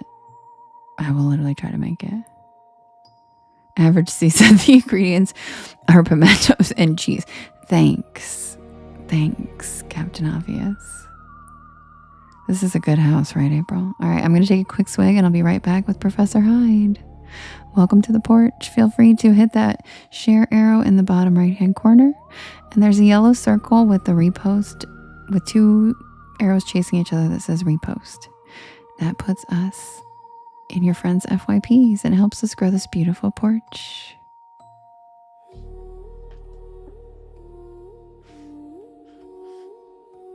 And Frenchies, I use story ideas that people send to me, but I don't read other people's stories, but I will use ideas like suggestions. Yeah, I love getting suggestions. I haven't checked my email in a couple weeks because of the merch. I've just been so overwhelmed, but I do go through and respond. Once I've checked the emails, I will respond and I write them all down in my story list.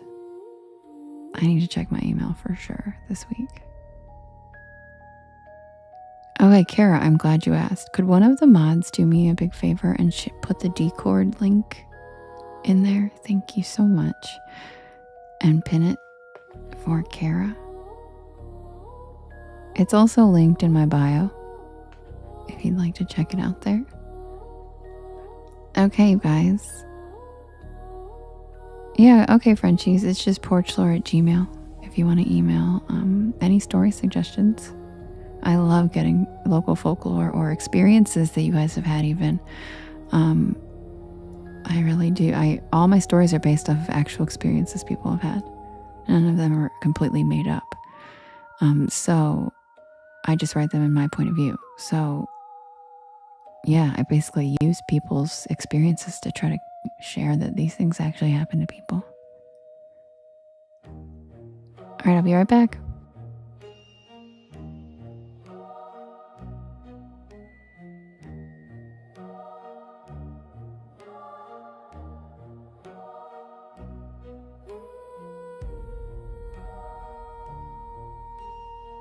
Thank you, Sherry. And yes, I do have a Mothman story. Thanks, Squeaks. This is the next story we're about to start. Hi, Misbehavin'. Love you. TR, I already have a main story.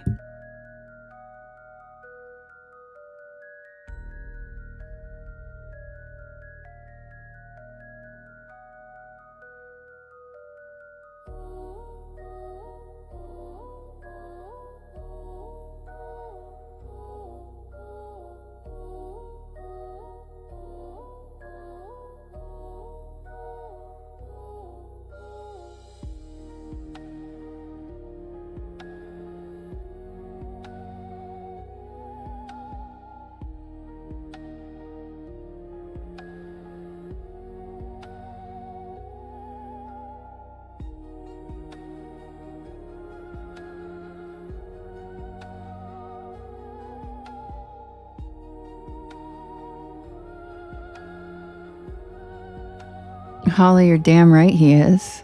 That's why I call him the Zaddy of the cryptids. Check out the sticker. Right there. Yep.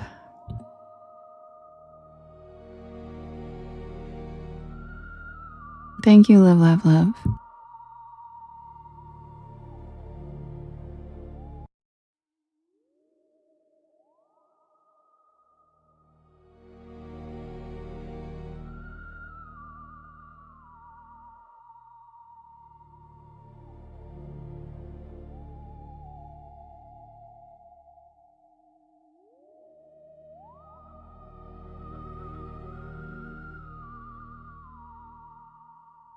Submitted for the approval of the Porch Pal Society.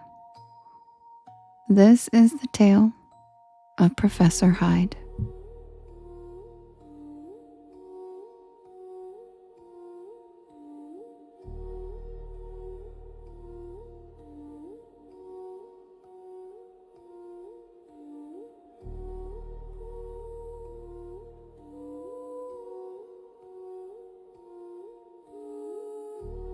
Thank you so much, Tracy. Thank you so much for the cozy cryptids and the hand hearts. Thank you for helping me with my goals.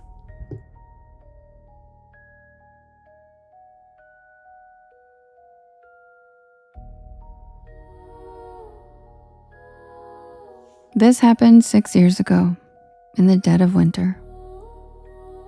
I was a teacher's assistant in grad school for this very elusive and brilliant professor, Professor Hyde.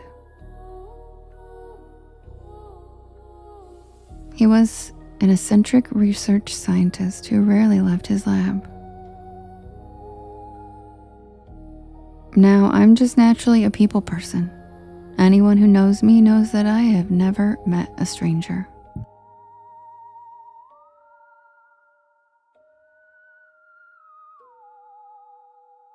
I'm one of those people who can befriend just about anyone, even those surly folks that people warn you to steer clear of.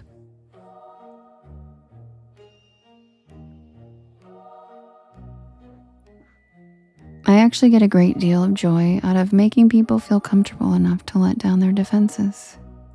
Good night, Lorna. Sweet dreams. Love you. And I just have a natural ability to bring people out of their shells. So with that being said, I spent months whittling away at Professor Hyde. Thank you, Miss Behaven. Love you. Following up with him about his sister who had the flu last week, asking how his ski trip went, complimenting his new briefcase. And slowly but surely, we developed a friendship.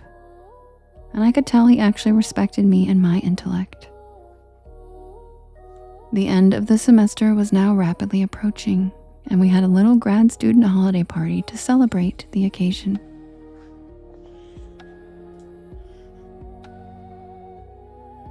We all discussed our holiday plans and compared our plans for next semester.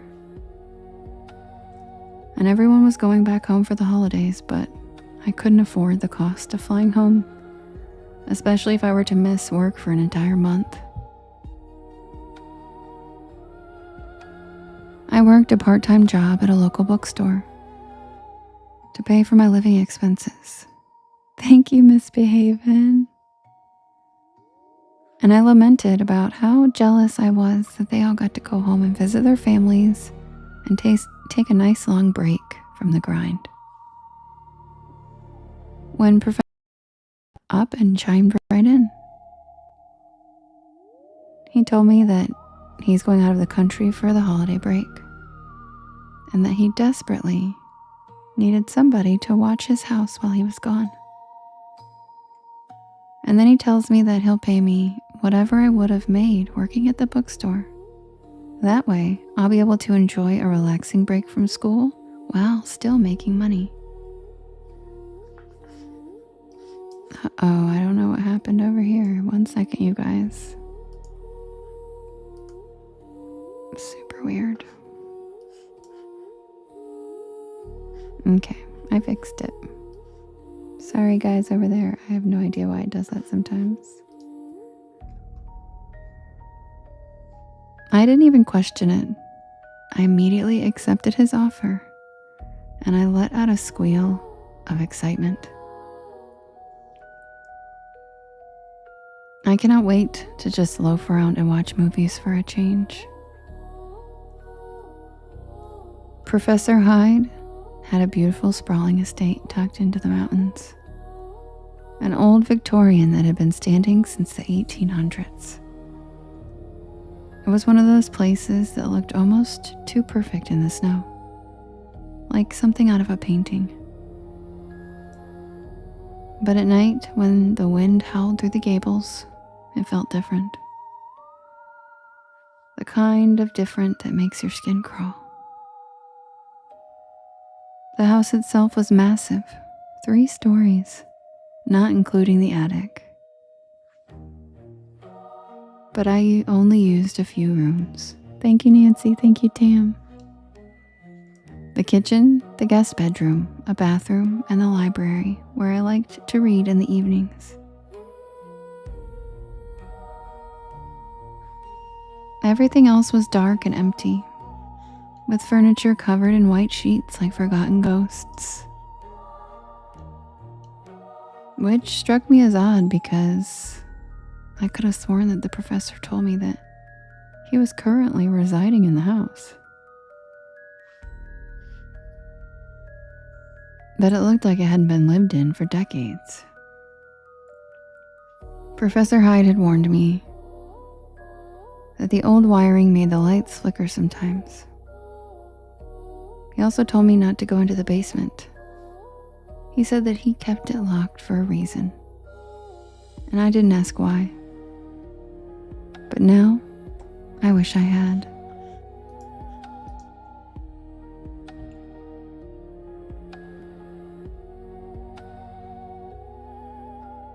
The first few nights were uneventful. I worked on my thesis, read in the library, and sipped tea while the snow piled up outside. But on the 4th night, something changed.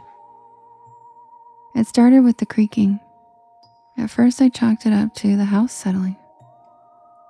Old places make noise, especially in the cold. But then, I noticed a pattern. The creaks weren't random.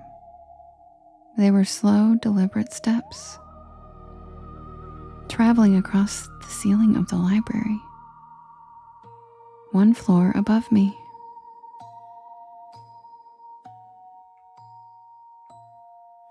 I tried to ignore it, telling myself that I was just being paranoid. But then the footsteps stopped, directly above where I was. And then I heard breathing. Not mine, not the wind. Something deep and slow. And I froze.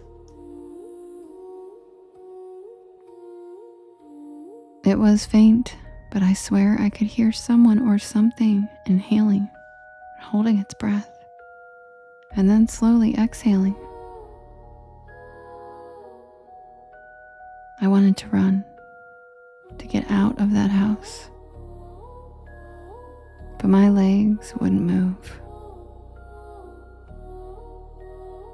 I stared at the ceiling until the breathing stopped. And then, nothing. Complete silence. The kind of silence that presses against your ear and makes your heartbeat sound deafening. I finally convinced myself it was all in my head, and I forced myself to just go to bed.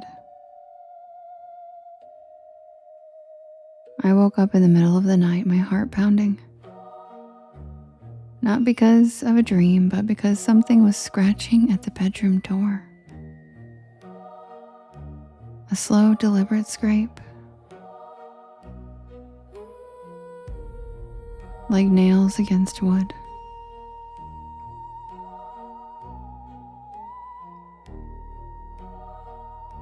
I couldn't breathe. I thought maybe it was an animal. A raccoon, or something that managed to get inside. But deep down, I knew better.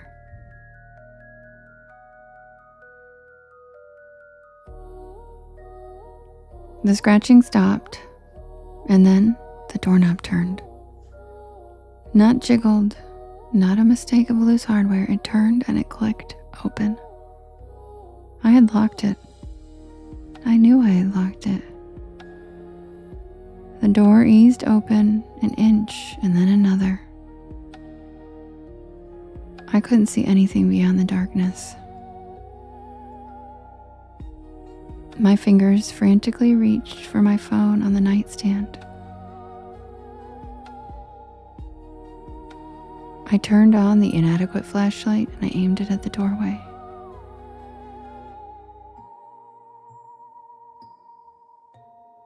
But it was empty. I couldn't fall asleep after that. I stayed up until dawn.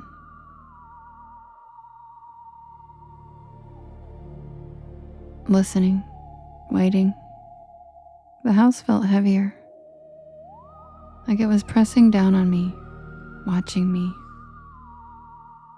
The next day, I called the professor, pretending like everything was fine. I casually asked if anyone had ever broken into the house. He laughed and said, no one had ever dared come near the place. Okay, that's reassuring. That night I barricaded my door. I kept a flashlight in my hand, wide awake, waiting for something to happen again. But at some point, exhaustion won, and I finally drifted off to sleep. And then I woke up to the blankets being pulled off of me. It wasn't a dream. It wasn't sleep paralysis. Something tugged the covers down inch by inch. I felt the cold air rush over my legs and arms. I sat up, my body rigid with fear. And in the faint moonlight from the window, I saw it.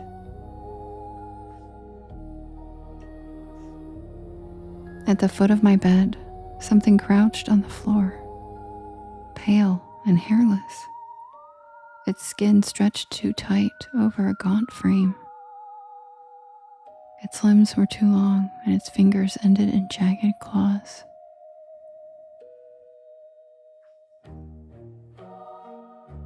And its face, with hollowed-out eyes, black pits that absorbed the light. Its mouth was a thin, lipless gash. I didn't move, and it didn't move. It just stared at me. And then slowly, it started to approach me. I don't remember screaming. I don't remember how I got out of bed. I just remember running down the hall, nearly falling down the stairs, and then stumbling out the front door into the snow. The cold wetness immediately soaked my fuzzy slippers, but I ran until my lungs burned, until the cold cut into my skin. I didn't stop until I made it to the nearest neighbor's house, pounding on their front door. They finally let me in, and I collapsed. And I told them that I was just house sitting for the professor, and I explained everything that happened to me. They both stared at me with an uneasy confusion, like they thought I was crazy. And then they told me that that house has been abandoned since the 1950s. And that an eccentric professor and research scientist used to live there, but he had mysteriously disappeared one day and was never seen again. They told me that nobody has lived in that house the entire time they've lived next door. They even told me that they are the ones who cut the grass because it's an eyesore for them living next to a creepy old overgrown estate. I stood there in shock, trying to understand what they were telling me. That night, I packed up my things and I drove back to campus. I spent the rest of the holiday break holed up in my campus apartment trying to make sense of it all. In January, classes resumed, and I was anxious to ask Professor Hyde for an explanation. But to my horror, when I walked into class that day, there was a different professor welcoming back all the students. When I asked around, nobody had ever even heard of Professor Hyde. They all claimed this new professor wasn't new and that he was the same professor that we had all been working with last semester.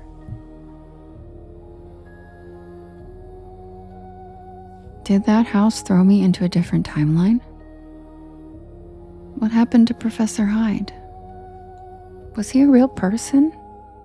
Was that even really his house? I ended up doing some research, and I discovered the obituary for an old Professor Hyde who had worked at the university back in the 1940s and the 1950s. Apparently, he did all kinds of crazy scientific experiments in the basement of his old mansion. But then one day, he just didn't show up to teach his classes, and he was never seen again. That spring, I ended up graduating with my master's under a professor I felt like I barely knew. But I was just grateful to get out of there. I moved away right after graduation, and on my way out of town, I drove past Professor Hyde's old mansion one more time. And I thanked him for everything he taught me, even if it was from beyond the grave.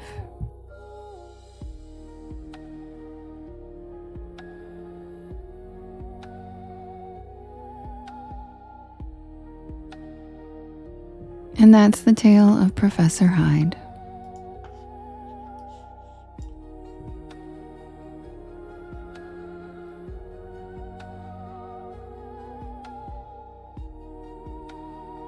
Thank you, Squeaks. All right, you guys, I'm going to set up one last poll for the evening, and I'll be right back. Feel free to share out the live, repost it, share it in your stories. Thank you for everybody who has been tapping this evening, and thank you for the beautiful gifts. I appreciate them more than you know. And I will be right back with the next poll. Happy Saturday. Welcome to the porch.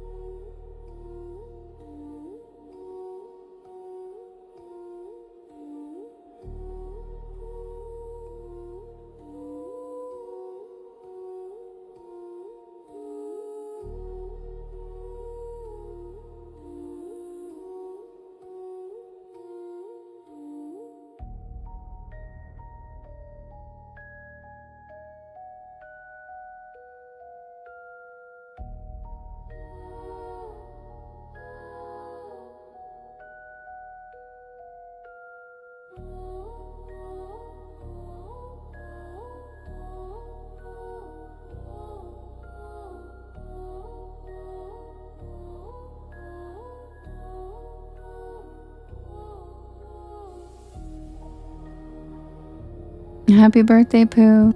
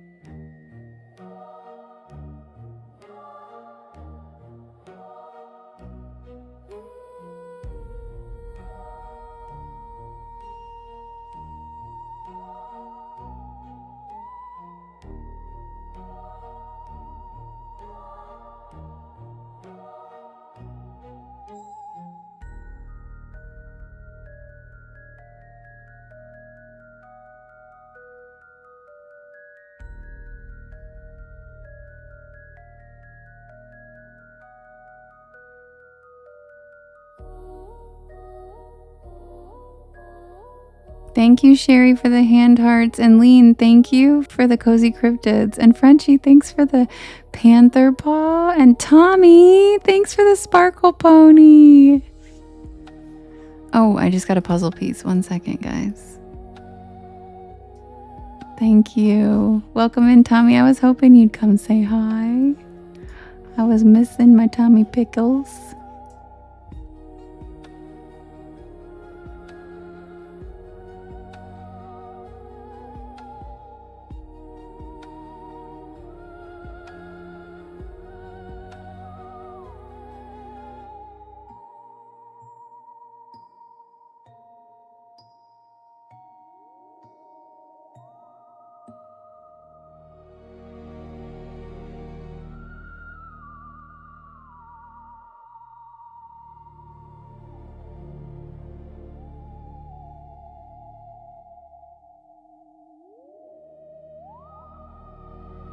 Okay, guys, this poll is going to be Battle of the Cryptids. Are you guys ready for this? We've got... Oh, thank you, Frenchie, for the bighorn. Tommy, thanks for the cap and the Cupid's bow and the Joker. Tommy, thanks. These are so cute. Panda Snap, Frog Conductor. These are so funny. Thank you. Okay, we have the Goat Man. Good night, Whitney. Oh, thank you, Sherry. I love that cute bird. All right, we have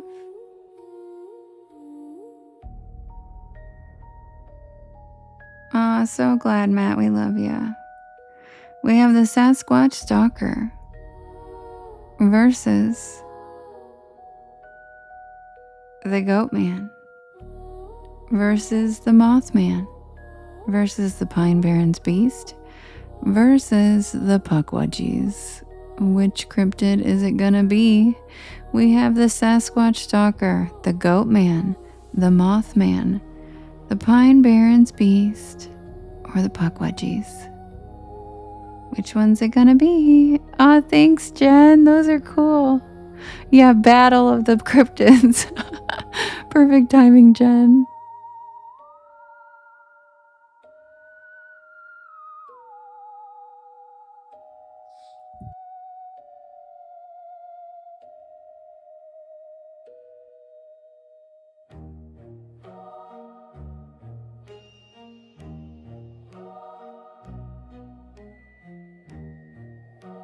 Hello, Clown. Welcome in.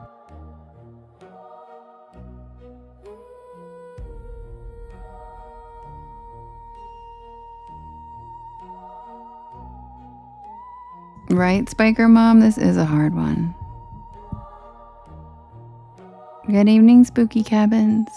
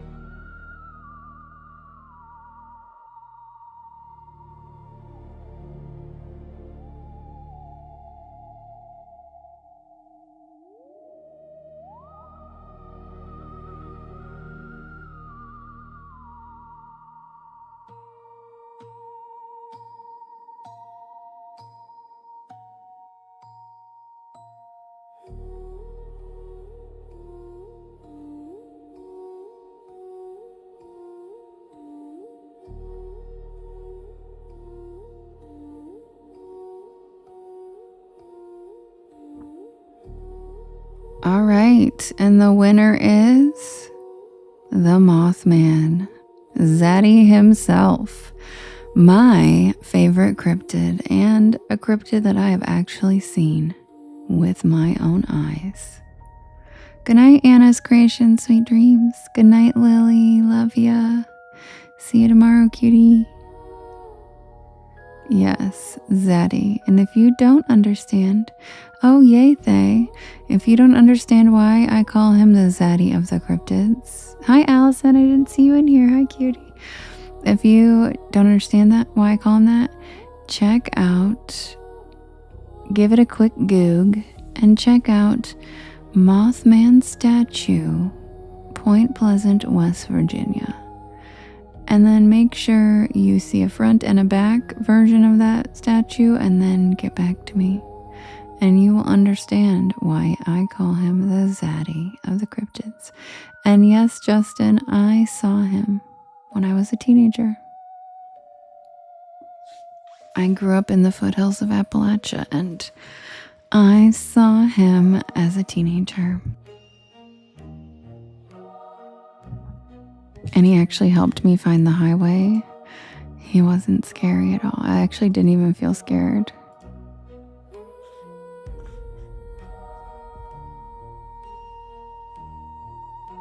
Yes, Cindy, exactly.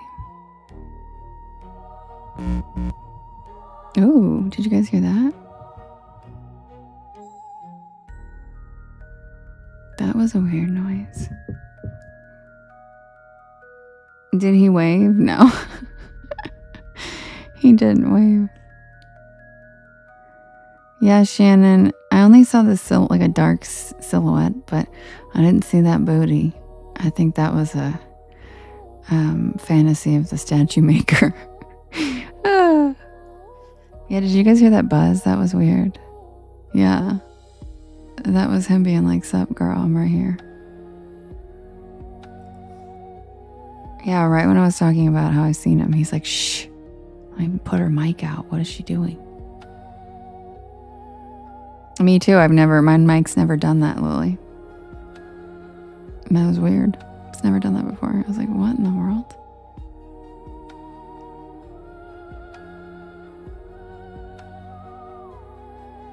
All right, you guys. It was Zaddy for sure. And you know what's funny too is there's a guy who plays Mothman on here on TikTok, and he comes to my lives, and he came to my life for my birthday. And he like literally dresses up like Mothman and everything. He keeps in character. And he'll come in here sometimes at night in the chat if you guys are new. And we always call him Zaddy, and it's so funny. Good night, Lily. Yeah, he's really cool. And there's also a guy who is the goat man on here, and he comes in and he's like, I got my hooves tangled in a hammock. Like, whoever these guys are, I love them for playing the bit. It's very entertaining. It's very fun.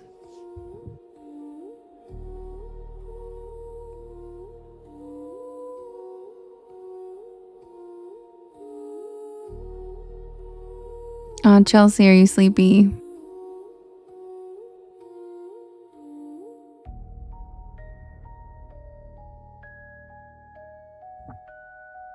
Yeah, the goat man was hilarious. He said that he got his hooves tangled in the hammock, twisted around, and basically singed the fur on his butt in the fire.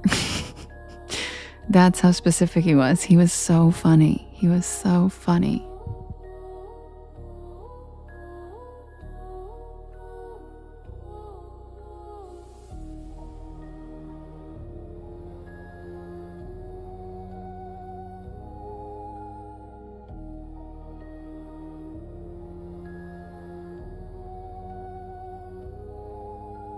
Good night, Chelsea. Sweet dreams. We love you. See you tomorrow.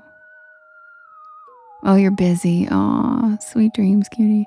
Hi, spooky bestie. How you doing? The sun is coming up in Spain. Oh, you're in Spain? Nice. I would love to go to Spain someday. Yeah, Tao was arguing with him, Justin. They were going back and forth, and because he said that Tao pushed him. Remember? Tao said that Goat Man pushed him off the porch.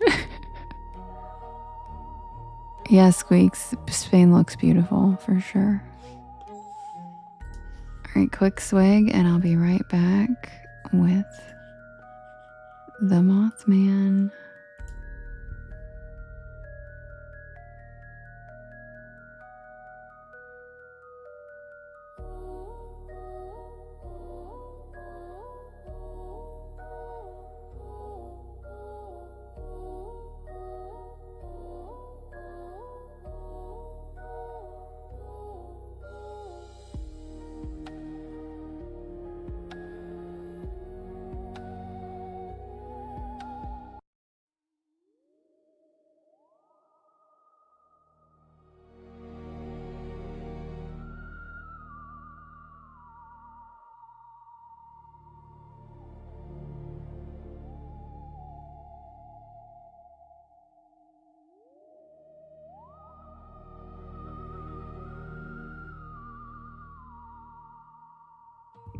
Submitted for the approval of the Porch Pal Society.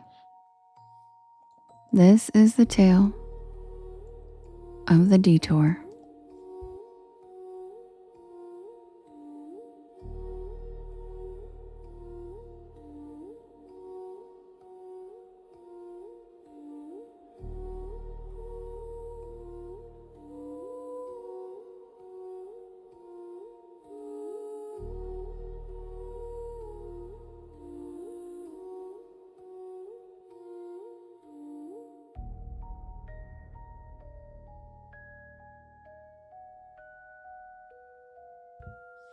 So I've been doing solo road trips since I was an emancipated 17-year-old whose parents lived in Ohio while I was finishing school in North Carolina.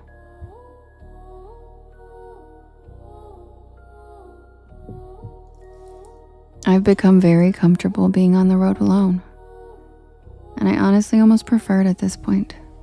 Hi, Joanne. Just me and the miles ahead. The windshield sunset in my eyes like a watercolor painted sky. Well,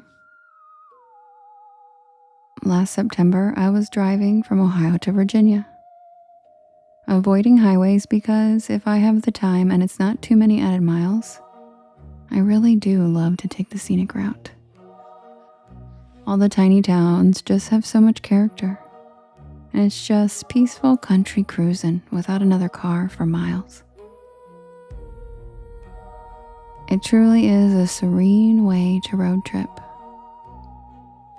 but it can also have its downsides, like taking you a little further away from cell towers, which can cause your GPS to glitch, like mine did, right around the Ohio-West Virginia border. My GPS ended up spazzing out and rerouting me to some back roads that I didn't recognize. And that's how I ended up in Point Pleasant, West Virginia. Cute name, right? Sounds like a Hallmark town. But the second I crossed the Welcome to Point Pleasant sign, my car started making this gurgling noise like it was choking. I pulled over into a gas station with a flickering neon logo. Mothman Gas & Co. Real subtle. I called AAA, but the guy said he'd be 6 hours. What? 6 hours? It didn't even take the tow truck driver from Vegas to come get us in Death Valley 6 hours.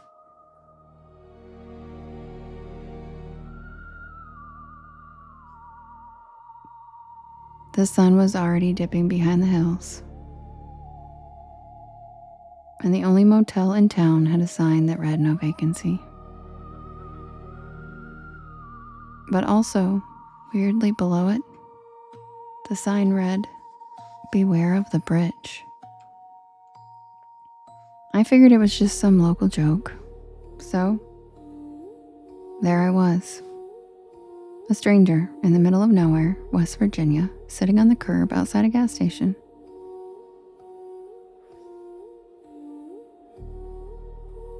And that's when I realized that I actually had self-service here, finally.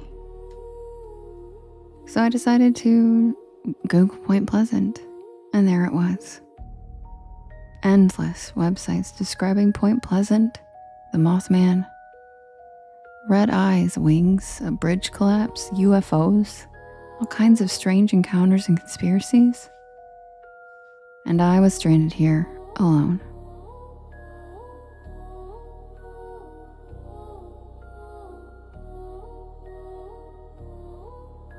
The cashier inside the gas station sold Mothman-shaped cookies and I Love Cryptids t-shirts. I bought a coffee that tasted like motor oil, and I asked if there was a library or something nearby to kill time.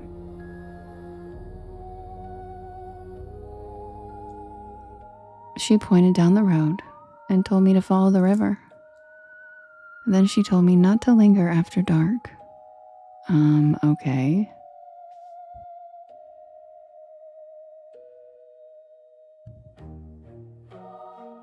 The library was closed, of course.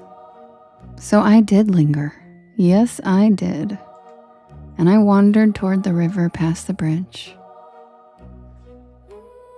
And the Ohio River looked black, swallowing up the sunset.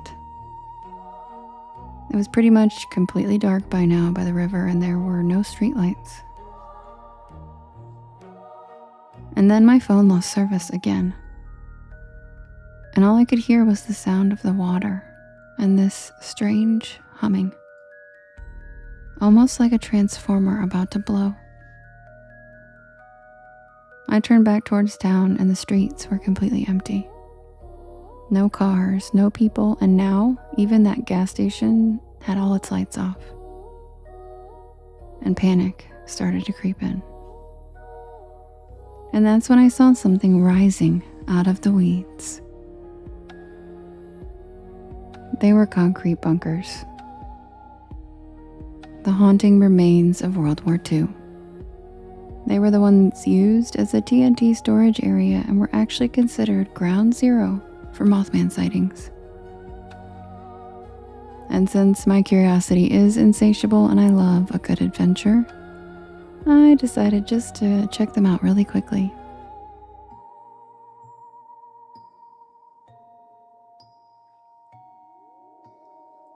The first bunker had graffiti, a winged figure with red eyes. Cute. As I walked up to the second one, the beam of my inadequate flashlight caught graffiti. "Beware the bird" was spray painted on the bunker. Funny.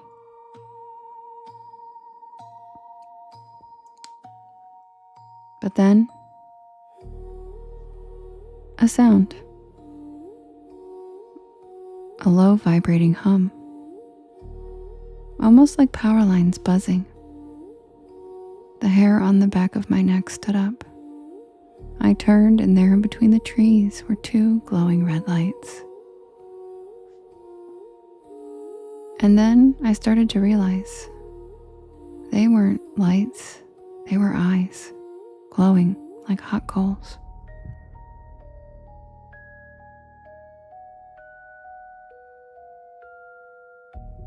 They hovered 7 feet off the ground, and the thing stepped forward. It was tall, 7 feet maybe, with hunched bony shoulders and skin like wet charcoal. And wings, not bird wings.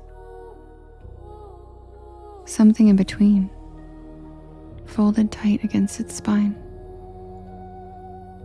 Those eyes, they glowed, not like reflectors, like they were lit from the inside. I turned, and I ran.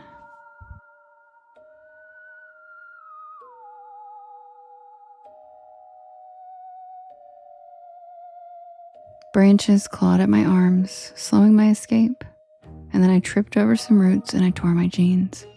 I didn't even care, I just kept going. The buzzing sound followed behind me, vibrating my skull, but I didn't dare look back. When my feet hit the paved road, I quickly glanced back as I ran, and now the creature was on the bridge.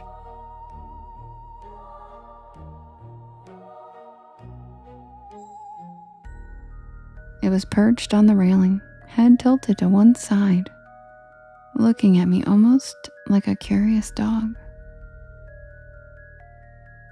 And then he spread its wings, and they were 10 feet wide, easily. And then it let out a horrifying screech that sounded like a train braking. I ran all the way back to my car at the gas station. I jumped in and I locked the doors.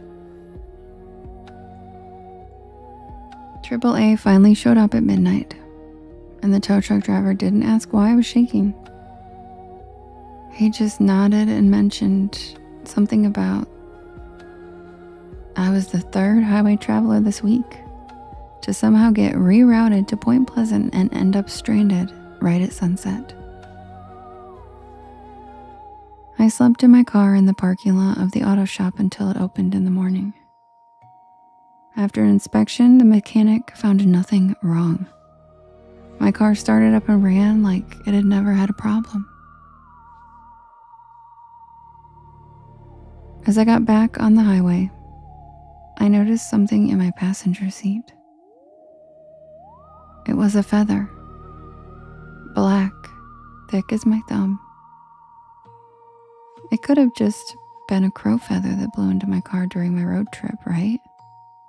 Maybe I'm overreacting. Or did the Mothman leave me some kind of peace offering? He clearly didn't want to hurt me, or he absolutely could have. I know I never could have outrun him if he had actually been hunting me. Then, to be honest, it almost seemed as if he was sad that I turned away and ran. Even though I was scared out of my mind, I oddly felt bad for this creature. I have no idea what I encountered that late night in West Virginia, and I'll probably never be able to confirm what it was. But am I going to take this feather somewhere to have it tested? You bet I am.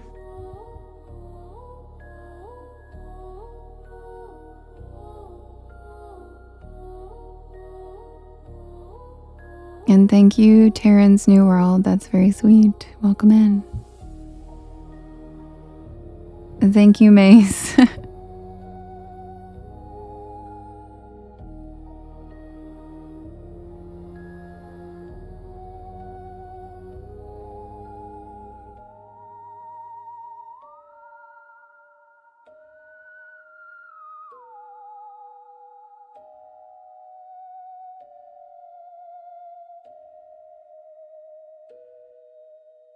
Thank you, Deborah. That's so cute.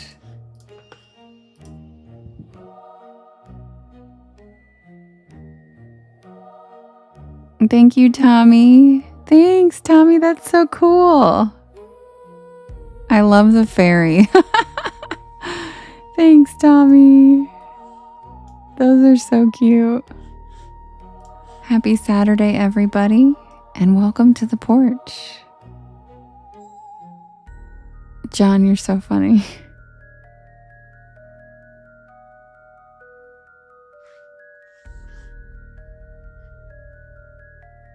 Oh, Lolita, I'm glad you made it home. Good.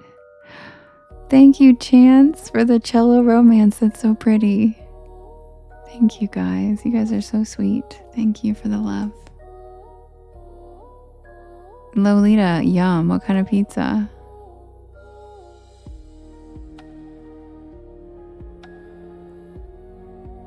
Hi, Jackson. We're good. How are you?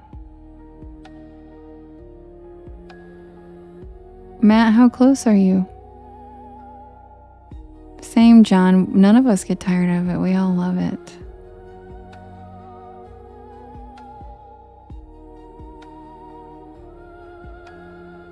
Hi, Ryan, biggest complainer. How you doing? You still awake?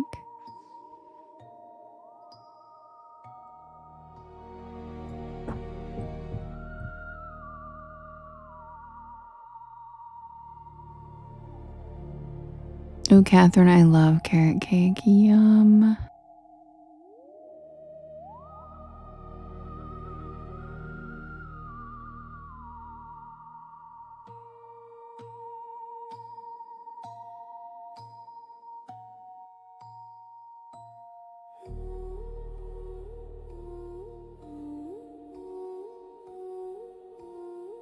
All right, guys, you know what time it is. It's grilled cheese time. Justin, you're so sweet. Thanks, Justin. You're so sweet.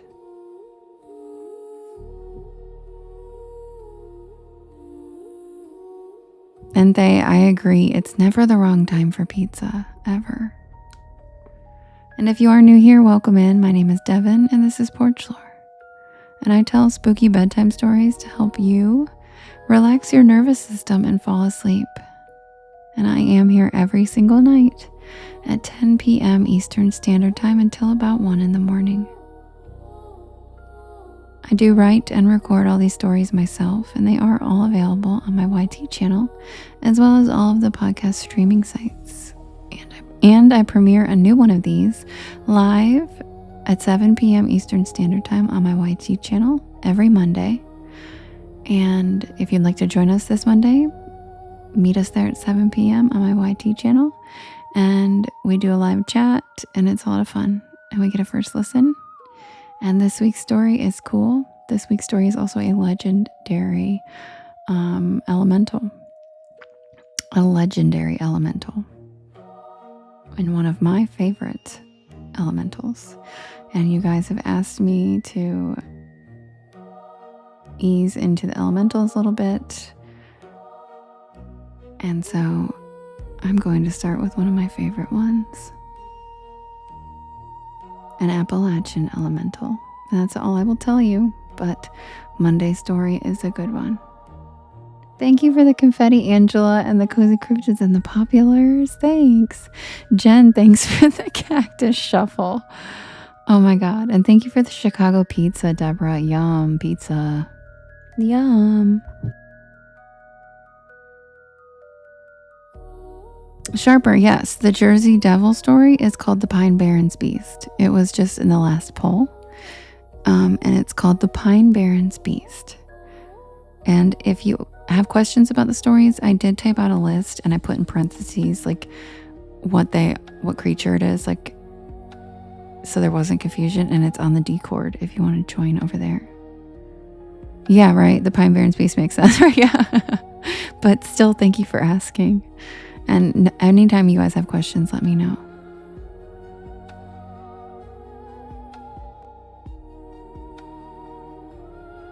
All right, and I will be right back with everybody's favorite story, The Night Shift at Sycamore Diner. And John, didn't you just get a job at the Night Shift at Sycamore Diner? I thought you mentioned that earlier. Welcome back, Glinda. And yes, thank you, Justin. Justin just shared the Discord link. If you guys would like to join us, we share pictures of us in the merch. We share our grilled cheese pictures, our pets, all the fun things. It's like a giant chat group for us to hang out and talk whenever we want. Oh, good, John. I'm glad.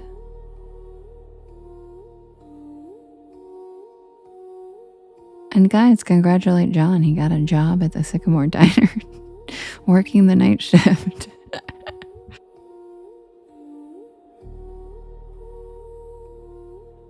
And thank you, Justin.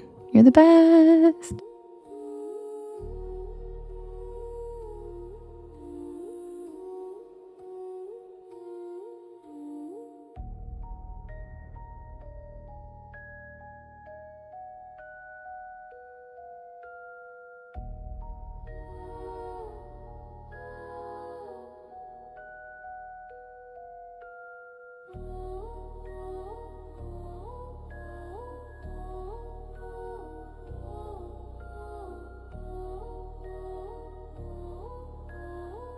Amanda says, I'm so jealous, but congrats.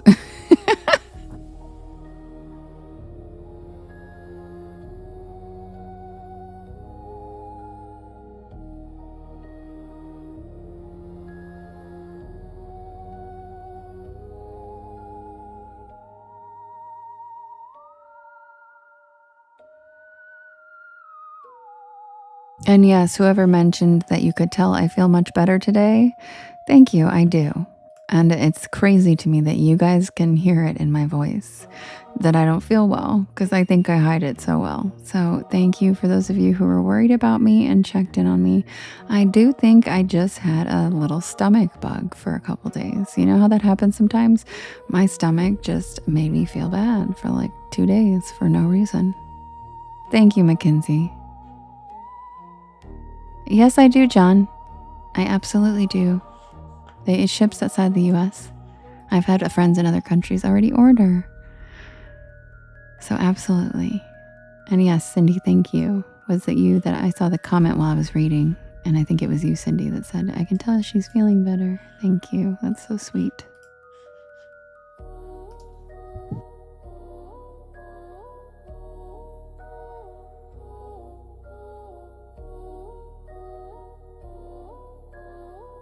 But I'm like going to go back and listen to the recordings and try to see how I sound. I'm such a perfectionist freak. I'm going to be like, okay. What, Cindy? What are you sorry for? I was saying thank you. Oh, so are you. Oh, okay. I was like, sorry for what? Aw, Thay, I'm so glad your serotonin's up. Yeah, there's a Porch Pets chat. Did you not see? Yeah, isn't it so cute? Tommy's the best.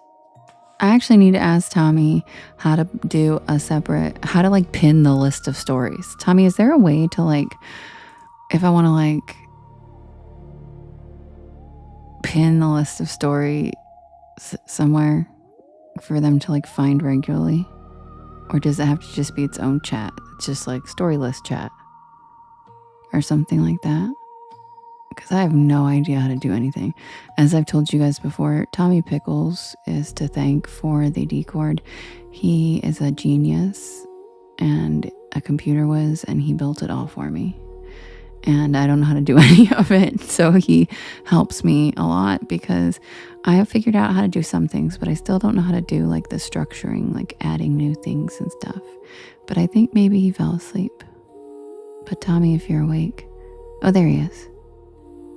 I'll see if they're okay. Thanks, Tommy, because I just keep reposting it in the chat and then it disappears like in 20 minutes. So not disappears, it just like gets hidden in the chat. So I was thinking that the best option might actually be I don't even know what. I don't know how. So yeah, if you know how if there's like a bulletin board or like I don't even know, but somewhere to plaster the story list so people can find it and refer to it easily, that would be amazing. But I don't even know if that's a capability that Discord has, so we'll see. Oh, you did, TR? Okay, I'll check it. I'm getting way better at checking Discord. I'm finally starting to like work it into my routine. Because you know when you have like apps you check every day, well, it just was never something I've used until I made it for the Porch Pals. So now like, or until Tommy made it for the Porch Pals. So now I'm like, it's one of those things where I have to like remind myself to check it. And then I'm like so happy every time I check it. It's starting to become like where I'm looking for, and I'm starting to remember to like open it. Does that make sense? You use it a lot, Mackenzie. Yeah, see, I never used it until I downloaded it for you guys. So it's like not one of those like every day. It wasn't in my routine. And so I'm starting. Yeah, the notifications helps, right, TR? It's very reliable on its notifications, more so than the app we're on right now. I will say that. It has helped notify you guys that I'm live every time. And you know who doesn't? This app. This app right here doesn't get it to you guys that I'm live. But that app does. So that's why I really do appreciate and respect that app, because its notifications are on point.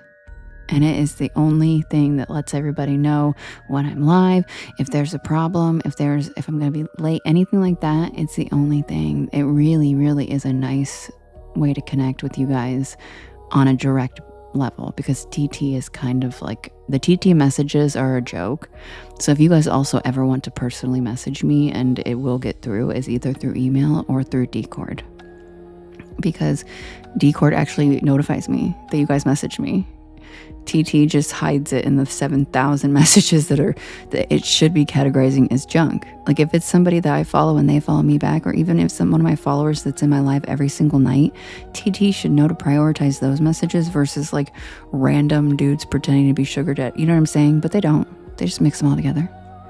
So yeah, Cindy, definitely. It's like a giant old school AOL chat group. It's like a group chat for everybody. Like we're all in there together, and there's over 200 people already in it, and it's so much fun. See, I think that, yeah, TT notifications are the worst. I can't even believe it. I literally can't even believe. And it's been since I've had this app, over a year now, almost, or it'll be a year, and it's the notifications have never been reliable at all. Yes, and Cindy, it's very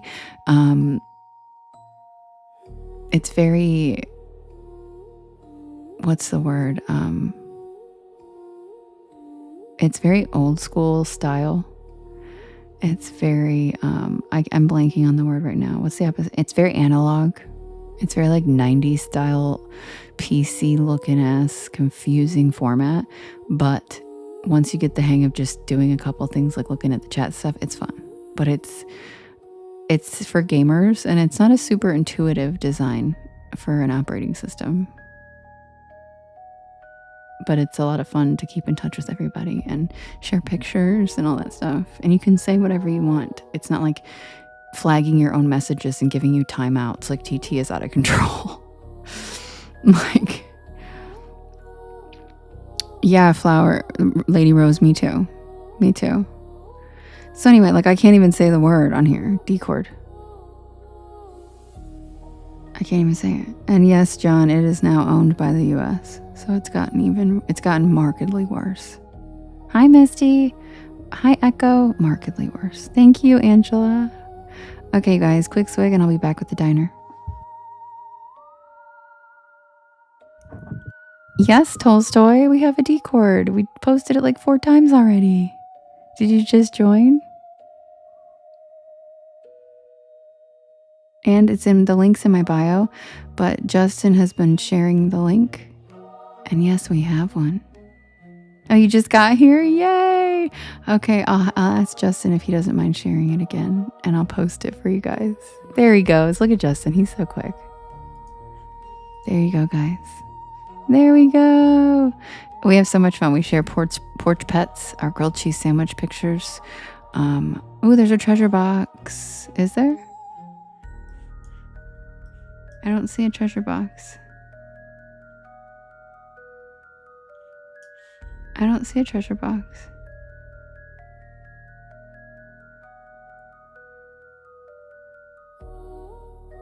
Yeah, James.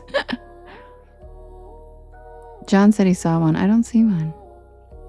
That's okay. That's okay. This app glitches all the time. I wouldn't even be surprised if you did. Hello, Joanne. I'd rather have you tell me and it not be there, John, than not tell me and I miss it, because I miss them sometimes and I feel really bad. So thank you. Thank you for being on top of it.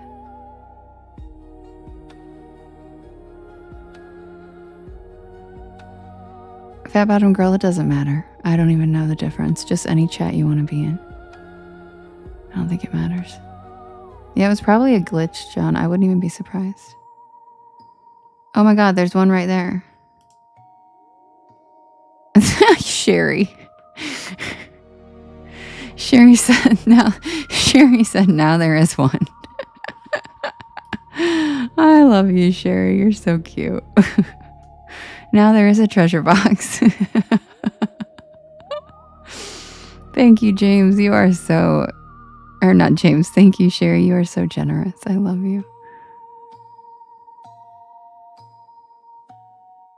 What's not scary, but... Oh, you can't see it, John? That's so weird. Holly's comments. Let me look.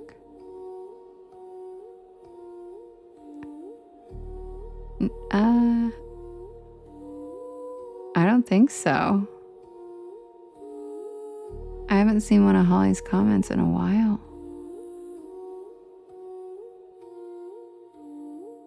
Yeah, I don't see any of Holly's comments.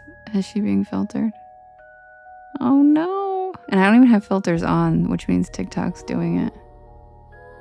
Because I never have filters on in my chat. Yeah, I don't see any comments from Holly in here.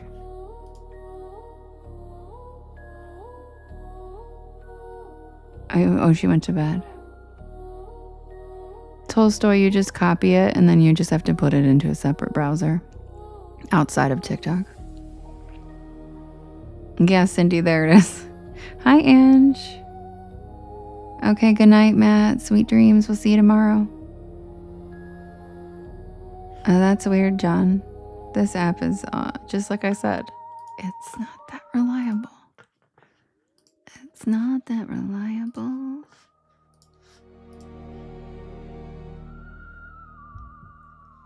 Submitted for the approval of the Porch Pal Society. This is the tale of the night shift at Sycamore Diner.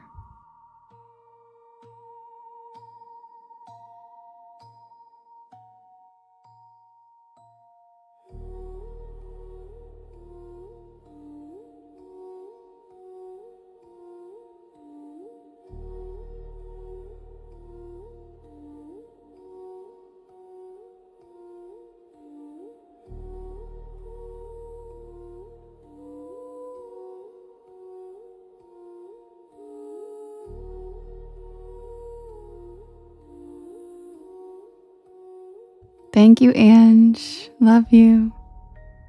Thank you, Misty.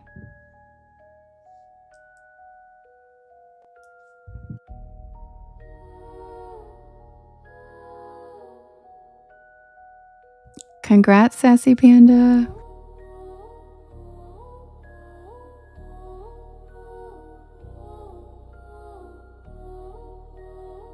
You got it. Congrats, Sassy. I'm not usually the kind of person who pulls over on back roads at night. Not unless I absolutely have to. But that night, something about the storm, the long drive, and that growling pit in my stomach convinced me otherwise. I was hungry.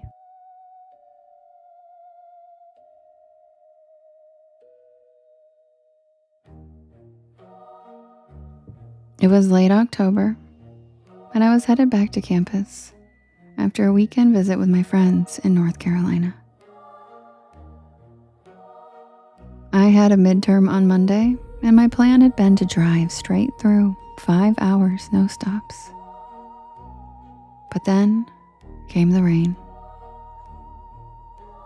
One of those cold, slanted, whispery rains that creeps into your bones and makes the windshield wipers sound like a heartbeat. I had taken the wrong exit, trying to bypass traffic, and I ended up on a 2-lane back road, surrounded by nothing but pine trees and power lines. Thank you, Tolstoy. And that's when I saw the neon sign. SYCAMRE Diner. The O in Sycamore was flickering like it hadn't worked right in years, but the rest was lit up in a cherry red neon. A tiny beacon in the middle of nowhere.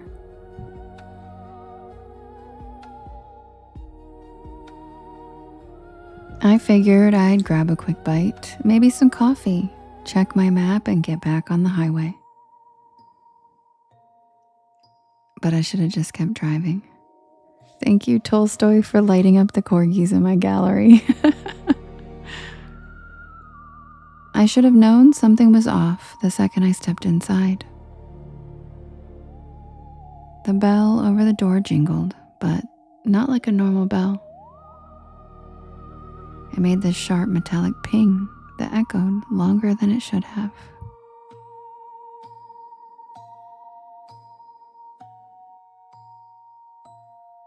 Jackson.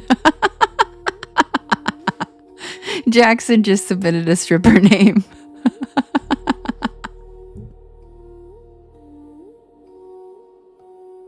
He said, hasn't worked right in years is my stripper name.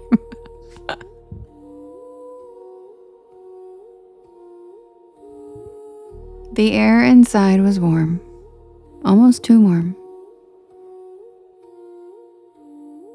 And it smelled like grilled onions and pancake syrup. The place looked like it had been yanked straight from 1957. Checkerboard floor, red vinyl booths, a long counter with spinning stools, even a jukebox in the corner that looked like it hadn't worked in decades. And the people? They all stopped and looked at me the second I walked in. Not in a rude way, just quiet. Like they weren't expecting me. Like I had walked into the middle of a sentence that no one wanted to finish. A waitress, tall, with a beehive hairdo and a light blue uniform, smiled and waved me over. You get caught in the rain, sweetheart, she said, handing me a laminated menu. I nodded, still trying to shake off that weird feeling. Yeah, the highway's a mess. She chuckled and patted my shoulder. Well, you're safe here. Sycamore's always open for travelers. I sat down at a corner booth and the vinyl creaked. And I remember the jukebox shifted songs by itself and started playing some slow doo-wop ballad that I didn't recognize.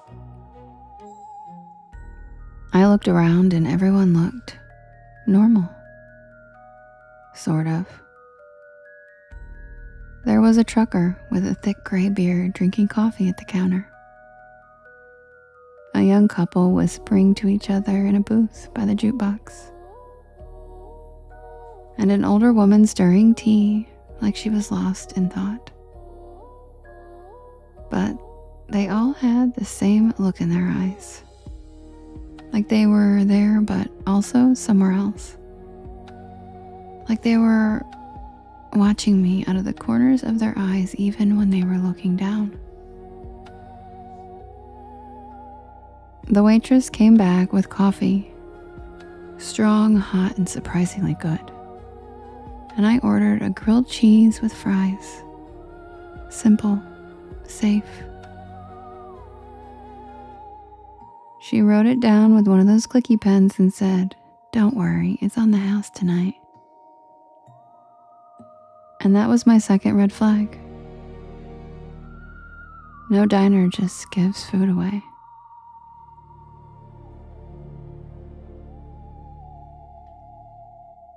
While I waited, I took out my phone to check the map. No signal, and I mean nothing. No bars, no Wi-Fi, not even GPS. Just a blank screen with a spinning wheel. I glanced out the foggy window, and the storm was still going. But now, the wind had picked up. I could see the power lines swaying like jump ropes in the dark.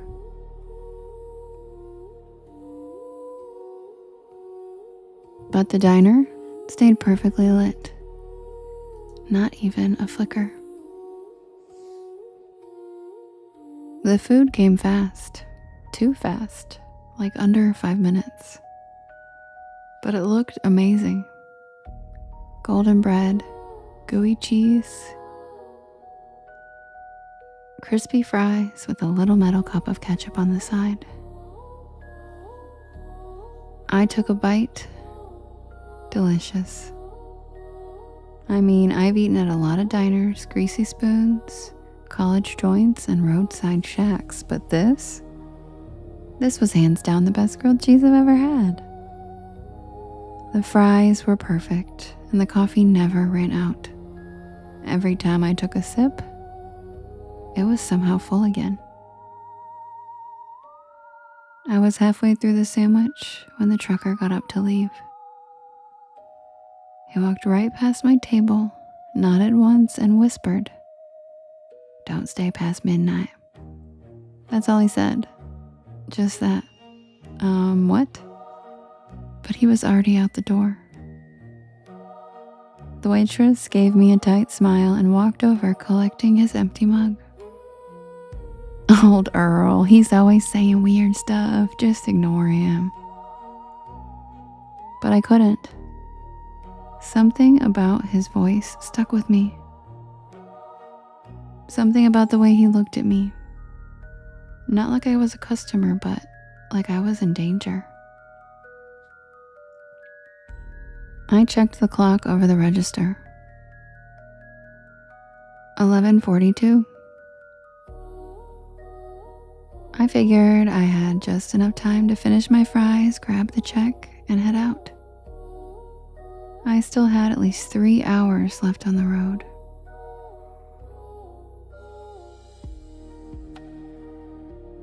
But when I stood up, the lights flickered just once, and then again.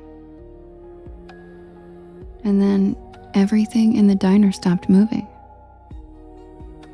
The couple by the jukebox froze mid-sentence. The woman with the tea stopped stirring, her spoon hanging in midair. The waitress, her hand reached out for a mug, just stopped, like someone hit pause on the entire scene.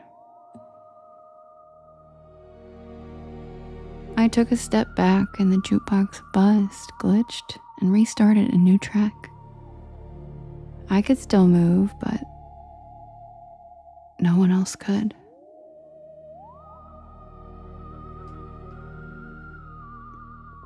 And then I heard it. Not music, not a storm, a voice. Not coming from anyone I could see. Just a whisper that seemed to echo from the walls themselves. I backed toward the door, my heart hammering in my chest. I turned the knob, but it was locked. Of course it was locked. I tried the windows, but they were sealed shut. I started banging on the glass and shouting, but no one was outside. Just the wind and the rain and that flickering red sign. SYCAMRE. I turned back toward the dining room, and everyone was gone. Not frozen anymore, just gone. The booths were empty. No plates, no crumbs, no mugs. No sign that anyone had ever even been there. Just except for my plate, still warm. And still half-eaten. Yes, I see you now, Holly. Hi. And then I saw the waitress. She was standing by the kitchen doors, her silhouette backlit by flickering fluorescent lights.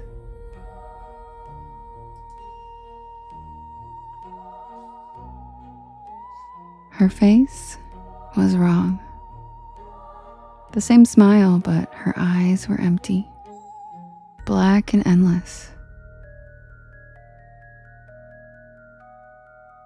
Like someone had painted over them.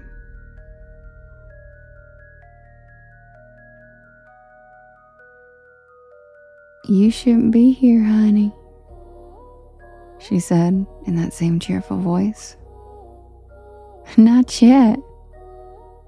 I stumbled back, knocking over a chair as she took one slow step toward me. The others, they were waiting, but you just wandered in. She raised a hand, and the walls began to shimmer. Literally shimmer, like heat waves on asphalt. The checkered floor rippled, and the red booths started to fade, becoming outlines and then shadows and then nothing. And then I saw it. Underneath the illusion. It was charred wood, cracked tile, broken beams, and black soot. Like the diner had burned down long ago.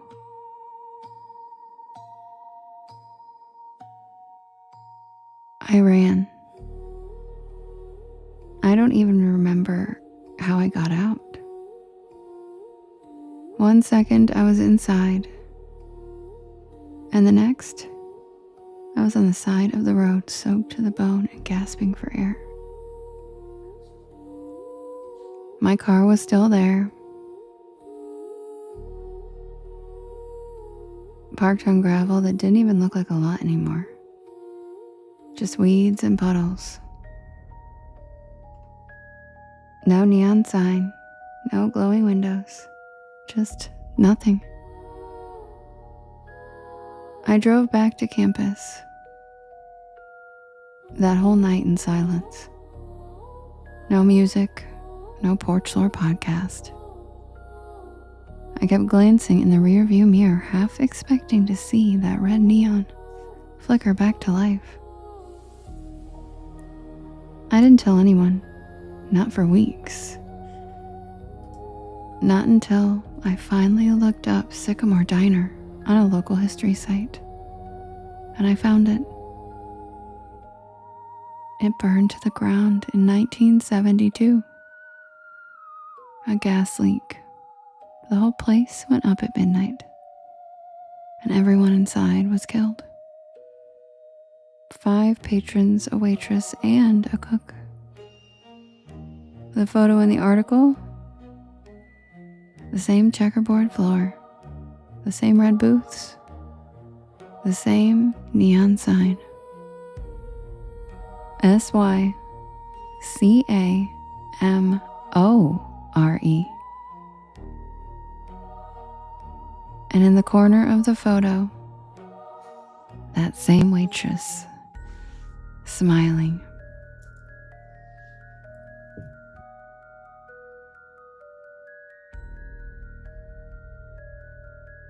I never took that back road again.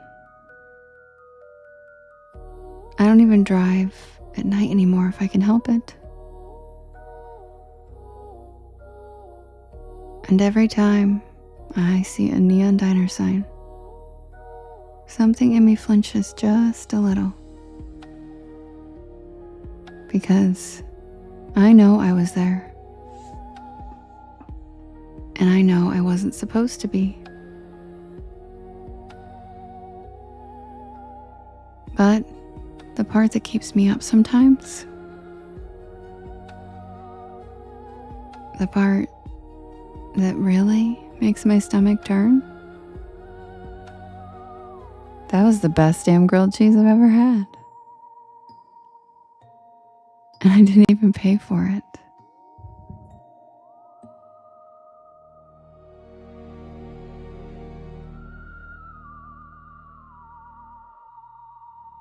And that's the tale of the night shift at Sycamore Diner, our favorite story. Happy Saturday, Porch Pals. Happy Saturday.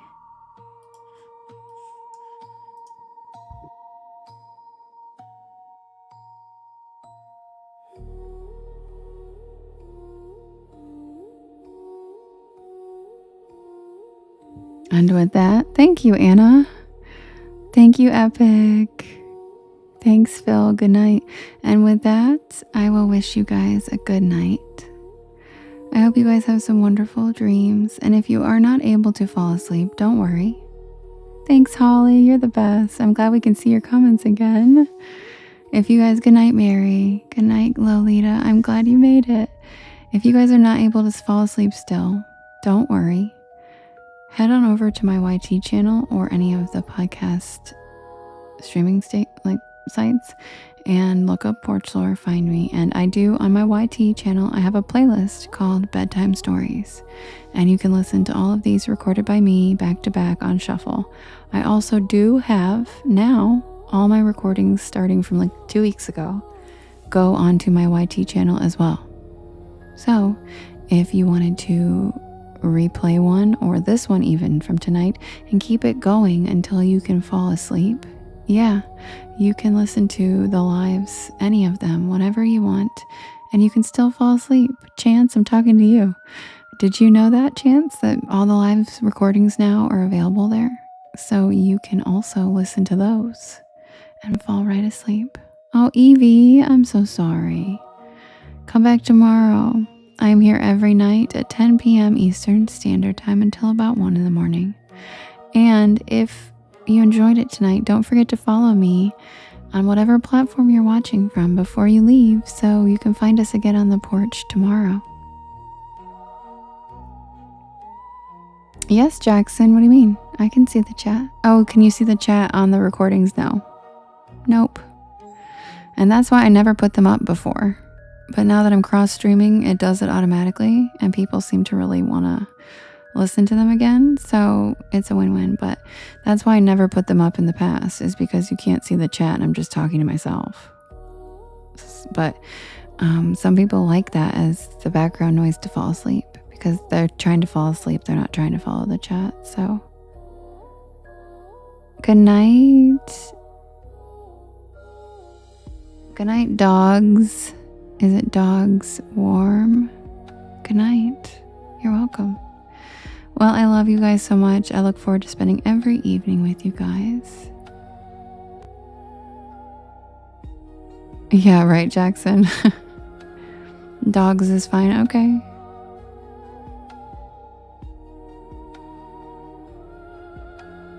You said what? Terry Weeks. What? Sweet dreams, everyone. 2 nights ago, I said what? Terry Weeks AI, right? I don't know what that means. I don't know what that means. Right, Jackson? That's funny. Yeah, Holly, good night. I'll see you the same time tomorrow. 2 weeks.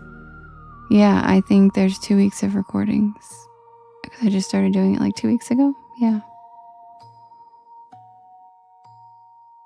Thank you, Cindy. Does he, Ange? Oh my God, what do they look like? I need to check it out. I haven't been in there in a while. Yeah, no, every night, Chance. And I have a playlist, but they'll also just be on my most recent videos. But I have a playlist of the live shows now, but every night they go on. Like this one right now will go right up. But for the last 2 weeks, every single one has been going up.